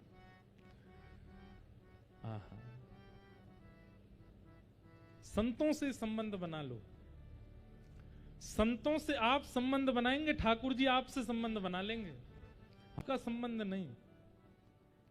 आप एक बात बहुत अच्छे से विचार कीजिएगा, कोई व्यक्ति आपसे केवल स्वार्थ से मिलने आता है तो आपको स्वयं भी अच्छा नहीं लगेगा।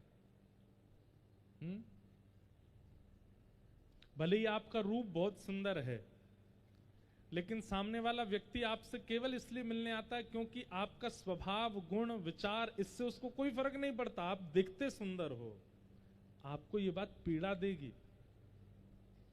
मेरी वास्तविकता इसको स्वीकार नहीं, केवल बाह्य रूप पर प्रेम करता है। आप बहुत धनवान हो और किसी काम के नहीं हो, लेकिन धनवान हो इसलिए आपसे कोई प्रेम करता है। आपको ये बात जब पता चलेगी कि केवल मेरे धन की वजह से इसका प्रेम है, आपको अच्छा नहीं लगेगा। हमारी प्रीति भी ठाकुर जी से केवल स्वार्थ की है। सुर नर मुनि जन की यह रीति, स्वार्थ लाग करहीं सब प्रीति। सबका स्वार्थ है।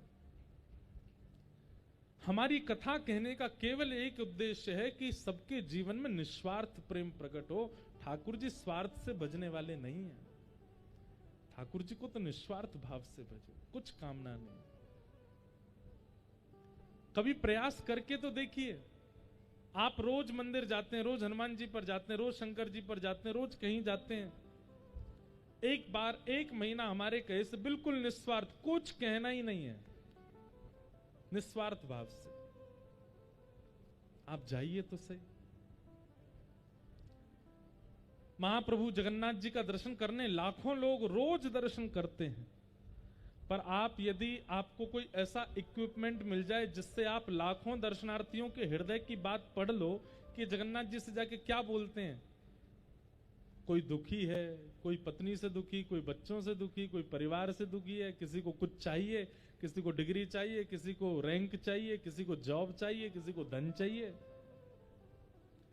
लाखों में से एक भी ऐसा नहीं होगा जो निस्वार्थ भाव से गया हो।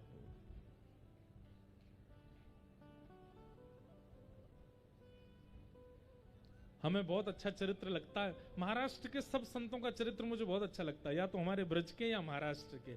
इनकी भक्ति में निस्वार्थता है, कोई स्वार्थ नहीं है। महाराष्ट्र की एक भक्ता हुई जनाबाई,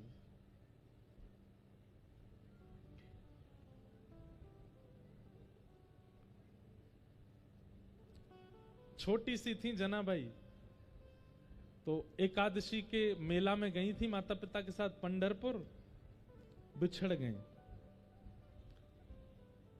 हाथ छूट गया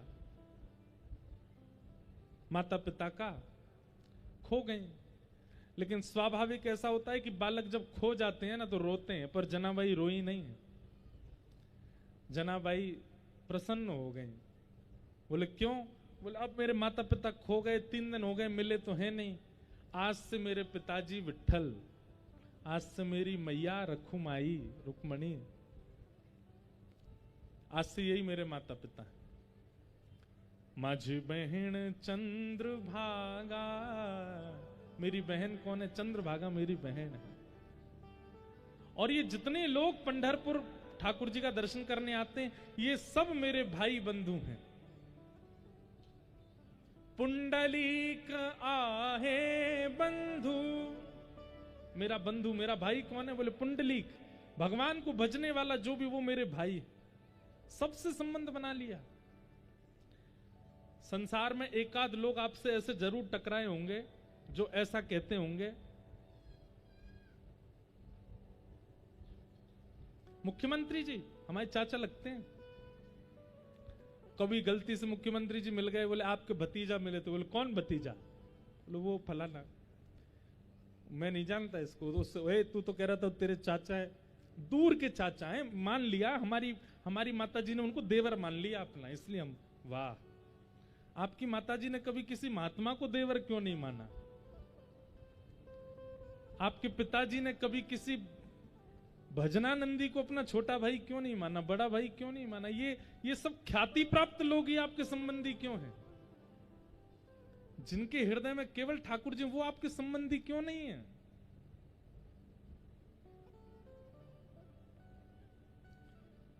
ख्याति प्राप्त लोगों से मिलने के लिए, संबंध बनाने के लिए हम कुछ भी करने को तैयार हो जाते हैं।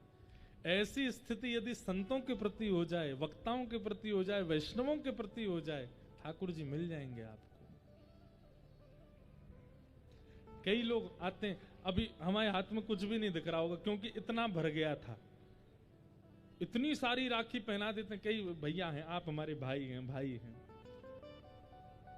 कई माताएं भाई बना लेती हैं, कई माता बेटा बना लेती हैं, कई भाई लोग जो हैं वो हमको मित्र बना लेते हैं, कई भाई लोग हमको संबंध बना लेते हैं। उनसे भी मैं यही कहता हूं कि आप हमारी कथा सुनते हैं, हम आपको रील्स में वहां दिखते रहते हैं, इसलिए संबंध हमसे बना रहे हो तो भी स्वार्थ है। जिनकी ज्यादा ख्याति नहीं है उनको भी संबंध बनाना है, कथा करने वालों को या भगवत वार्ता करने वाले, उनसे भी संबंध बनाओ। कहीं ना कहीं ख्याति नाम की वजह से अगर आप संबंध किसी से बनाते हो तो भी वो स्वार्थ ही है। लेकिन आपको ख्याति नहीं दिखती, आपको ये दिखता है ये हरि जन है इसलिए हमारा है, ये अच्छा है। तो जनाबाई घर परिवार से बिछुड़ गए। तब नामदेव जी महाराज, एक और महापुरुष हुए हमारे नामदेव जी, वो जनाबाई को अपने घर ले गए। छोटी सी जनाबाई, घर में सेवा वेवा करती थी जनाबाई पूरे नामदेव जी के घर की। उसको लगता था ये ठाकुर जी को भजने वाले नामदेव जी, इनकी माता पिता पत्नी परिवार सबकी मैं सेवा करूंगी तो ठाकुर जी मुझसे प्रसन्न रहेंगे। अब देखो जनाबाई की स्थिति कैसी। एकादशी को, हर एकादशी को पंढरपुर में इतनी भीड़ होती है कि तिल रखने की जगह नहीं होती, इतनी भीड़ होती है। और नामदेव जी रोज कीर्तन करते थे अपने घर पर बैठ करके। कीर्तन में हजारों वैष्णव आते थे और सब उछल उछल करके नाचते थे, जय जय राम कृष्ण हरि, जय जय राम कृष्ण हरि। तो जनाबाई मंदिर जाना बंद कर देती है। एक दिन नामदेव जी कहते हैं, ए जना तू मंदिर क्यों नहीं जाती, तू विठल पांडुरंगा का दर्शन क्यों नहीं करती? तो जनाबाई कहती है, क्योंकि पांडुरंगा रोज आपके कीर्तन में आते हैं। शाम को जब आप कीर्तन करते हो ना, तब इतने वैष्णवों में पांडुरंगा विठल भी आते हैं और मैंने उनको देखा तो मुझे रोज वो कीर्तन में ही दिख जाते हैं। तो मैं सोचती हूँ मंदिर क्यों जाऊं, मैं यहीं देख लूंगी, रोज आते हैं।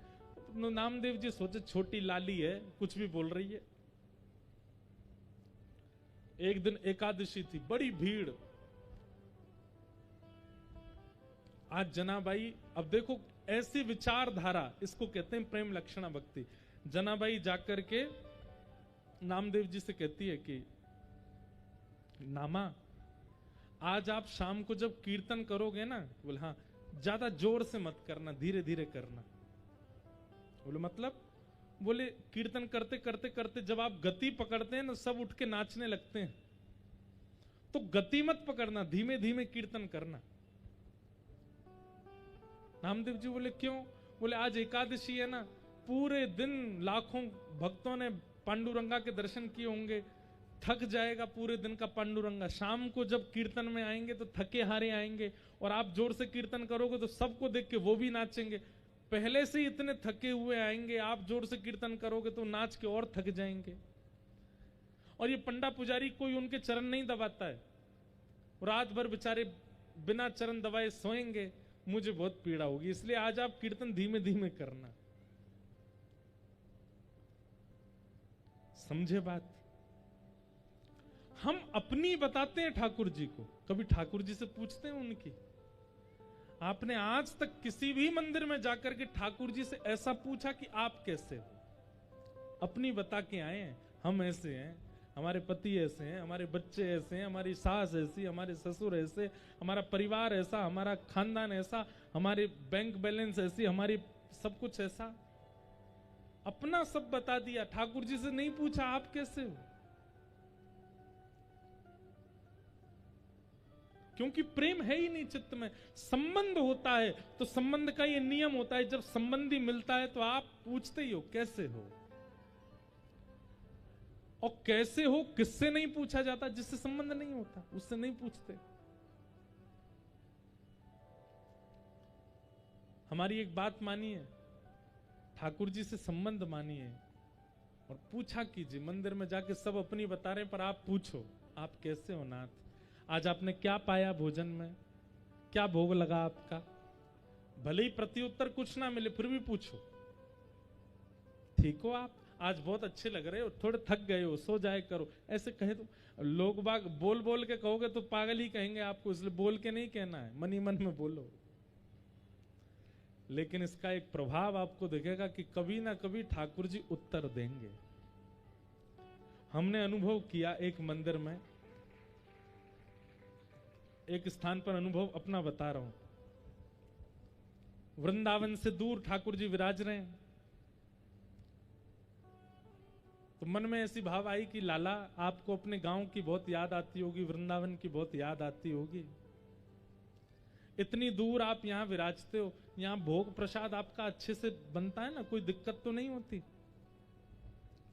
इतने में ही पास में ही कोई व्यक्ति खूब सारे मेवा पेड़ा मिष्ठान आदि का डलिया लेके जा रहा था भोग लगाने के लिए। और यही मेरा पूछना हुआ कि ठाकुर जी आपका भोग प्रसाद ठीक से लगता है ना। इतने में ही जाने क्या ठोकर लगी, उसके हाथ से वो डलिया गिर गई नीचे। मानो ठाकुर जी ने सांकेतिक रूप से उत्तर दिया कि नहीं, आनंद नहीं आता भोग में। अब लोग तो समझेंगे इसको ठोकर लगी, इसके हाथ से डलिया गिर गई, पर मेरा प्रश्न पूछना हुआ उसकी डलिया गिरनी हुई, इससे मैंने क्या उत्तर लगाया कि ठाकुर जी का भोग अच्छे से लग नहीं रहा है, इसलिए ठाकुर जी सांकेतिक रूप से बता रहे हैं।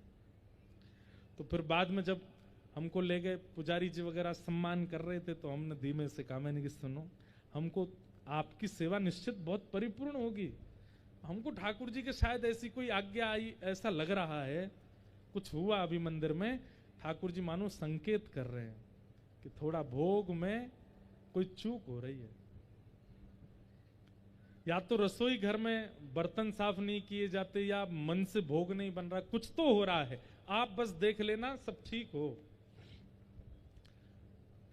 हम 2-3 महीने बाद फिर गए दर्शन करने, तो उन्होंने हमको बताया, बोले महाराज जी आप उस दिन बोल के गए थे। मैंने कहा हाँ।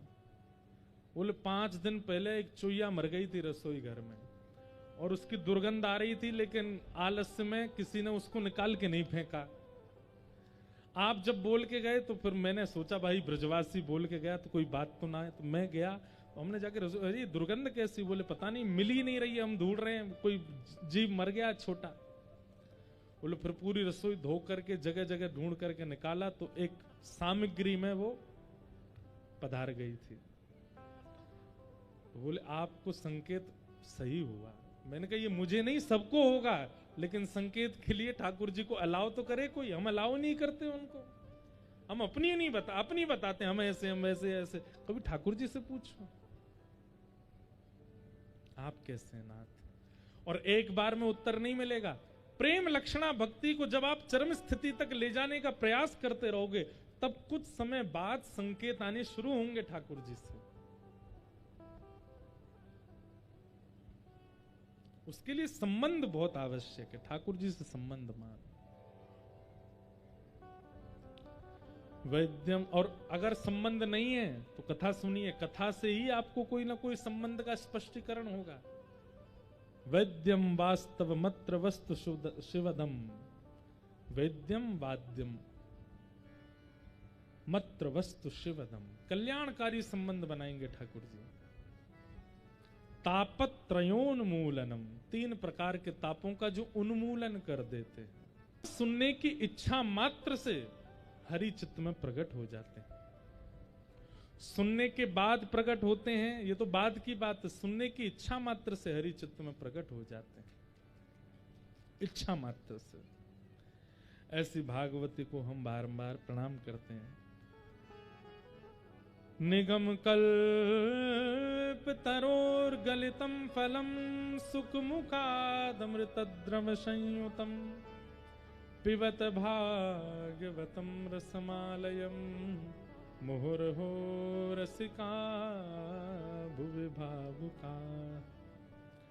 निगम कल्प तरोर गलितम फलम सुखमुखादमृतद्रव संयुतम, ये 3रा मंगलाचरण है भागवत जी का।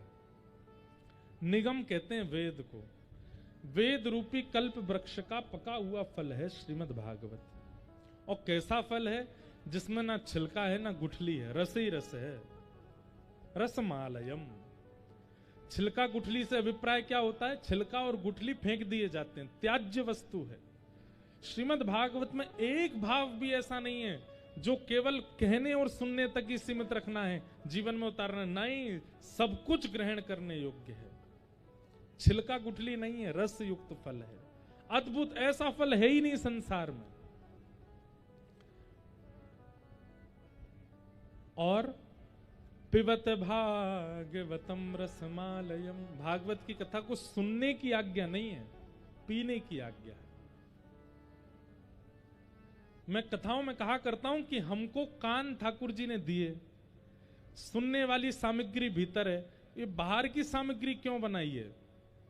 ये बाहर की सामग्री बनाई, और बनाई भी तो ये पुट आकार यानी कि कटोरी के आकार में क्यों बनाई है? कटोरी का अभिप्राय होता है उसमें रस युक्त करके उसको पिया जाता है, उसको धारण किया जाता है। और इसमें अमरस भर दोगे तो फिर सर्वनाश हो जाएगा। इतने चतुर हैं, अगर ये बाहर की सामग्री भी नहीं बनी होती तो भी हम कहीं और कुंडल पहनते। आजकल लोग कहीं भी होठों में कुंडल पहनते हैं, या आंख पे कुंडल पहनते हैं, यहां पे कुंडल पहन लेते हैं। ऐसे लोग हैं, हीरा पहनने के लिए, सोना चांदी पहनने के लिए कहीं भी धारण कर लेते हैं मुख में उसको। तो कुंडल पहनने के लिए तो ठाकुर जी ने बनाया नहीं, तो इसका निर्माण किस लिए हुआ? चश्मा पहनने के लिए। सोचो, अगर ये नहीं होते तो चश्मा कहां धारण करते आप? ठाकुर जी को पता था कि भाई कलयुग में आई साइड वीक होने वाली है लोगों की, कोई तो ऐसे हैंगर लगाओ जिस पर टंग सके। इसके बिना चश्मा कैसे रुकता है यहां पे?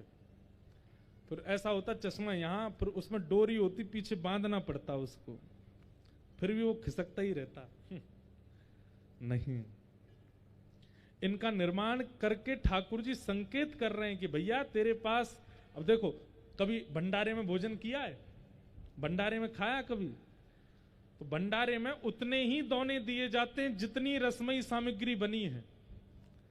जैसे भंडारे में आप बैठो, पत्तल आ गई, पत्तल के बाद फिर गिलास आएगा, फिर 2 3 4 दोने आएंगे। तो उन दोनों से व्यक्ति बैठा हुआ अनुमान लगा लेता है, एक तो सब्जी होगी, एक रायता होगा, एक आमरस होएगा, ये चौथा दोना काहे का है?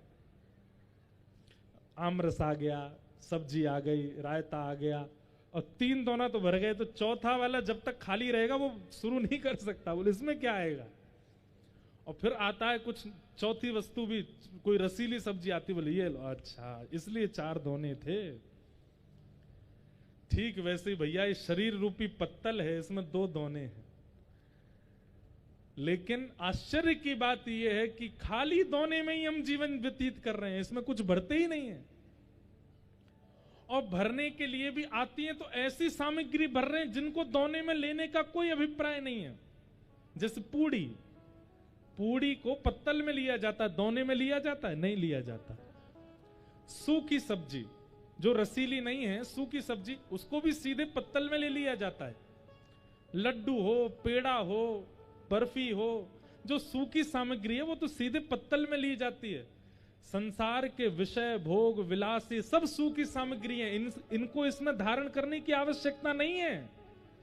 इसमें तो केवल रस लिया जाएगा, और रस वस्तु केवल ठाकुर जी की कथा है। रसो वैशः, जो स्वयं रस स्वरूप हैं, ऐसे श्री ठाकुर जी, उनकी कथा रस है। वो रस लेने के लिए ये 2 कान मिले हैं। पर हमने इन कानों में रस तो लिया नहीं है। जी कहते हैं इतना विचित्र समय आ गया है भैया, हमको तो भय लगता है संसार के लोगों को देख करके। क्यों?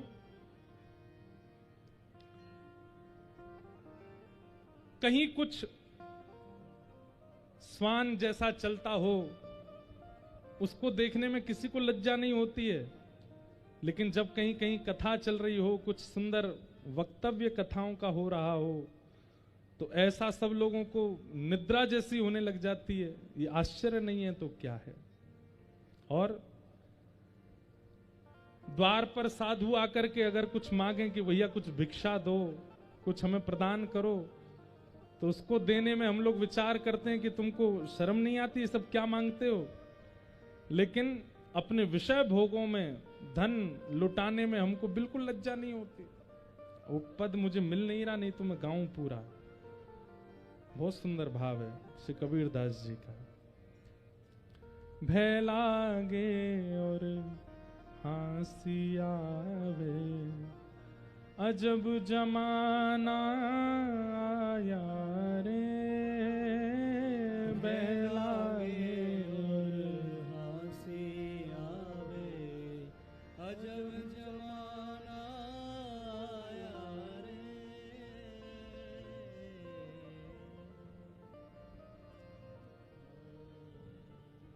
कथा रस है, इस रस को कर्ण पुटों में भर भर के पियो।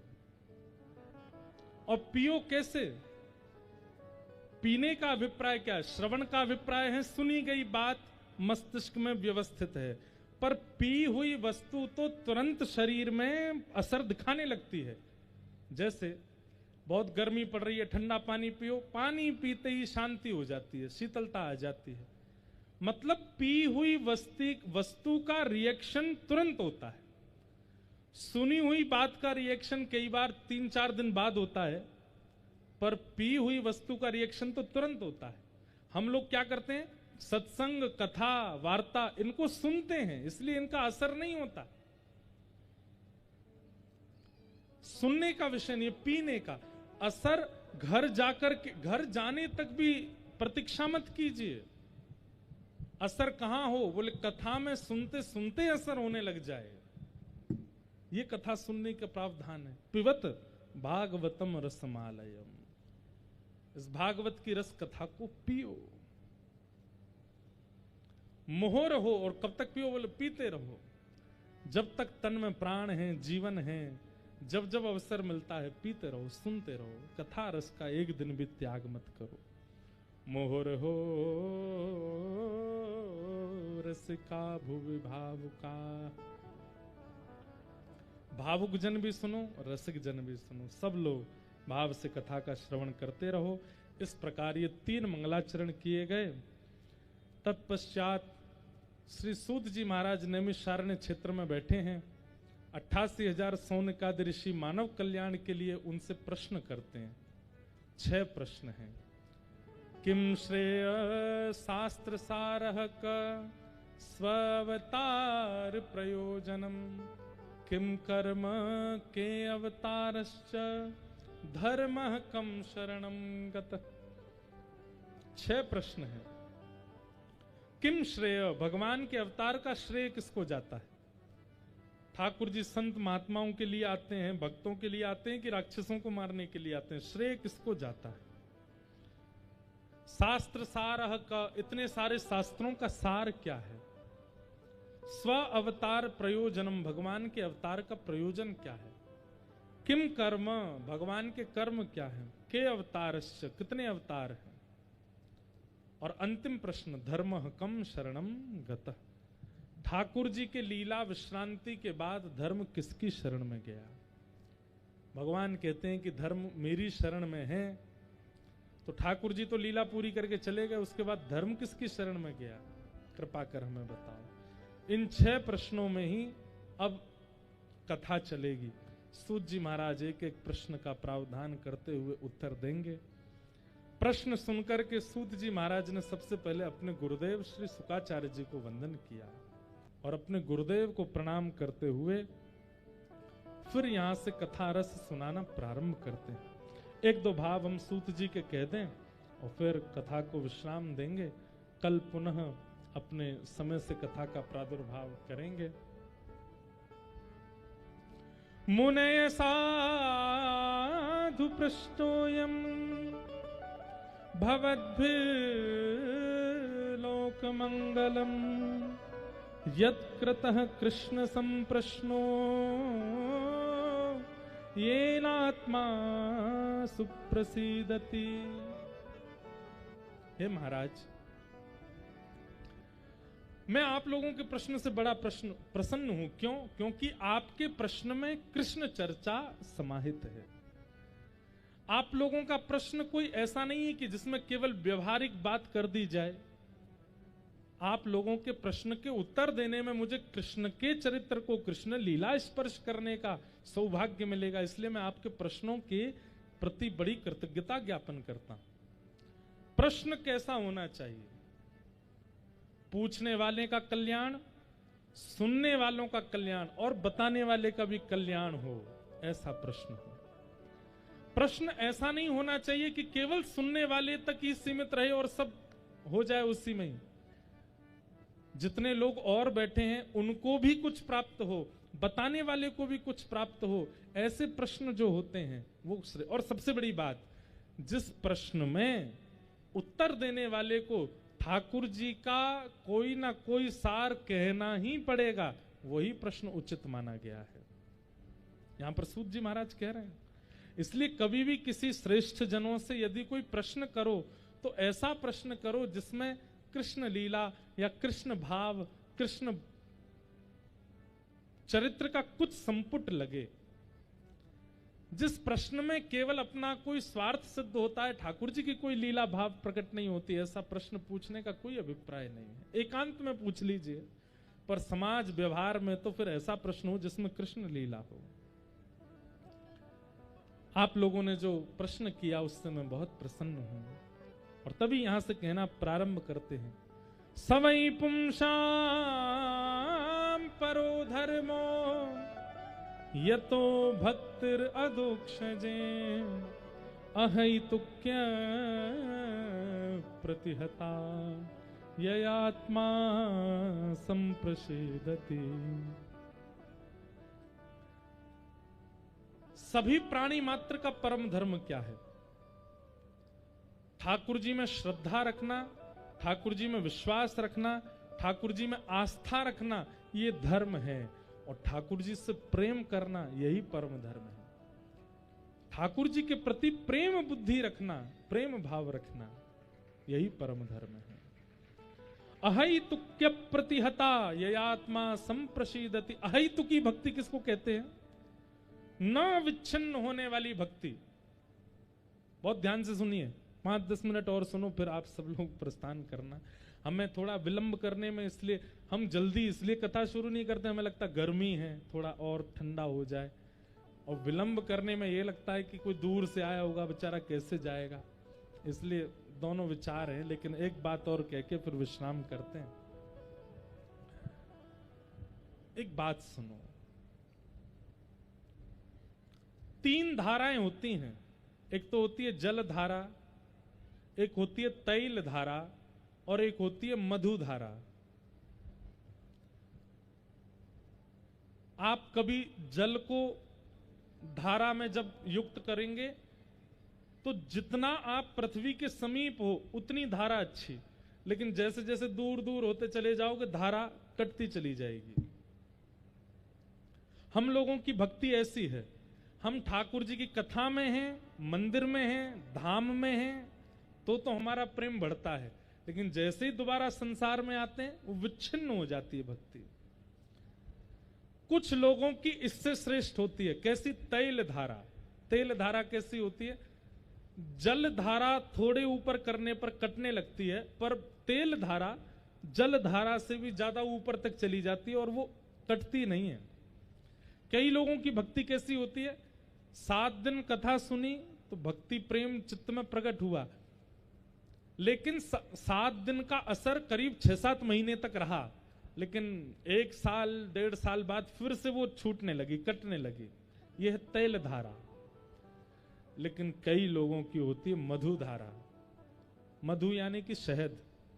शहद की धारा कैसी होती है? वो एक बार जब आएगी तो इतने वेग से आती है और जैसे ही गिरती है फिर उसको दूर तक खींचते रहो। अगर असली शहद होगा तो लंबे दूरी तक भी ले जाओगे तो वो उसकी धारा जो है आपकी धारा भले ही छूट जाए लेकिन उसका जो तार है वो लंबा खिंचता ही रहता है। इसे कहते हैं मधु धारावत। और मधु धारावत को ही कहते हैं अहेतुकी भक्ति। हम लोगों की भक्ति कैसी है? जल या तेल जैसी। लेकिन मीराबाई की भक्ति कैसी? मधु जैसी। तुलसीदास जी की भक्ति कैसी है? मधु धारावत। विल्लु मंगल जी की भक्ति कैसी है? मधु धारावत। जनाबाई की भक्ति कैसी? मधु धारावत। आद्य गुरु शंकराचार्य की भक्ति कैसी? मधु धारावत। हम लोगों की कैसी है? जल धारावत। तो ये जल धारा मधु धारा में कैसे परिवर्तित होगी? बोले भैया, जब मधुमक्खी जल के ऊपर, पुष्प के ऊपर, गंदगी में, मिट्टी में, जहां पर भी जाकर के बैठती है और वहां से किसी कण को उठाती है, मधुमक्खी गंदगी से भी कण उठाती है और उसको योग्य बना देती है मधु के रूप में, ले जाकर के जैसे छत्ते में पिरोती है वो मधु बन जाता है। इसीलिए मधुनि लिल्लु रशेष रश, श्रीमद् भागवत की वेद स्तुति में कहते हैं मधुनि लिल्लु रशेष रश। जल धारा को मधु में परिवर्तित होने के लिए क्या करना पड़ेगा? बोले प्रतीक्षा करो कि कोई मधु उड़ता उड़ता आवे और आपके तत्व को सींच करके जाके उस छत्ते में प्रवहित करे। ये मधुमक्खी कौन है? गुरु हैं, ये आचार्य हैं। ये किसी दिन आएंगे और आकर के आपके भाव को लेकर के जाएंगे और सुंदर भक्ति रूपी उस छत्ते में घोल करके आपको मधु बना देंगे। और जैसी मधु बन करके फिर ठाकुर जी के ऊपर जब गिरोगे, कितना भी दूर खींचता जाए, आपका वह तार तम में टूटेगा नहीं। इसको अहेतुकी भक्ति कहते हैं। अहेतुक्य प्रतिहता ययात्मा संप्रशीद। इसलिए भैया हमारा उद्देश्य क्या है? भक्ति करना उद्देश्य नहीं है, अहेतुकी भक्ति। फिर चाहे बेटे को कुछ हो जाए, चाहे पत्नी को कुछ हो जाए, चाहे जीवन में कितने संकट आ जाएं, पर आपका जो प्रेम ठाकुर जी से वो टूटे ना, उसको कहते हैं अहेतुकी भक्ति। हमारा प्रेम कैसा पता है? मंदिर गए और दर्शन करके बाहर निकले, सिड्डी पे पाम रिपट गया, फ्रैक्चर हो गया। आज से इन हनुमान जी के पास नहीं जाएंगे, ये तो फ्रैक्चर कर देते हैं। एक बालक मुझे मिला, बोलता मैं गंगा जी नहीं स्नान नहीं करता, हरिद्वार का बालक। मैंने कहा क्यों? तो मैं बचपन में अपनी दादी के साथ जाता था। एक दिन मेरी दादी आचमन कर रही थी, बचपन से इतनी पूजा गंगा जी की करी उन्होंने और इतनी सेवा करी दादी ने, और एक दिन उनका पैर रिपट गया, गंगा जी में गिर गई, बह गई। उस दिन से मैंने कहा कि मेरी दादी के प्राण ले लिए इन्होंने, अब मैं इनके पास नहीं आऊंगा। मैंने कहा भाई एक बात बताना, चलो तुम्हारी दादी के साथ जो हुआ उसके लिए मुझे खेद है, एक के प्राण लिए तो तुमने गंगा जी का त्याग कर दिया, पर तुमको पता है गंगा जी कितनों को प्राण देती हैं? गंगा जी से कितनों के प्राणों की रक्षा होती है। जितने नगरों से गंगा जी निकलती हैं वहां नगर के लोग जलपान ही गंगा जी का करते हैं। और चलो हम मानवों की चिंता करते हैं तो जलाशय में कितने प्राण हैं, कितनी मछली, कछुआ, मगरमच्छ आदि सब भीतर, उनके प्राण, उनकी रक्षा तो गंगा जी से हो रही है। मैंने कहा एक के प्राण हरण कर लिए क्योंकि वो एक अपना था, इसलिए गंगा जी आपको उचित नहीं लगती? और मैंने कहा करोड़ों को जो वो जीवन दान देती हैं उसका क्या? उस दिन उसकी सोच में थोड़ी बात आई, बोले कि नहीं मैं तो स्वार्थी हो गया था। मैंने कहा स्वार्थी नहीं, जाओ गंगा जी का स्नान करो। अहेतुक भक्ति का मतलब ये नहीं कि जैसे तुम चाहो वैसे ठाकुर जी करें। कभी कभी ठाकुर जी की इच्छा हो जाएगी, आपको अगर सिर के बल गिरेंगे तो भी आपकी भक्ति नष्ट नहीं होनी चाहिए, तो भी वो प्रेम, वो भाव वैसा ही बना रहना चाहिए ठाकुर जी के। इसको कहते हैं अहेतुकी भक्ति। इस प्रकार और भी कई बात यहां बताई गई हैं। सूत जी महाराज सौनकादि ऋषियों को कथा श्रवण करा रहे हैं। सबके चित्त में विराजमान ठाकुर जी को हम बारंबार प्रणाम करते हैं। बोलो वृंदावन बिहारी लाल की जय, राधा रमण लाल की जय, श्री राधा वल्लभ लाल की जय, श्री राम जय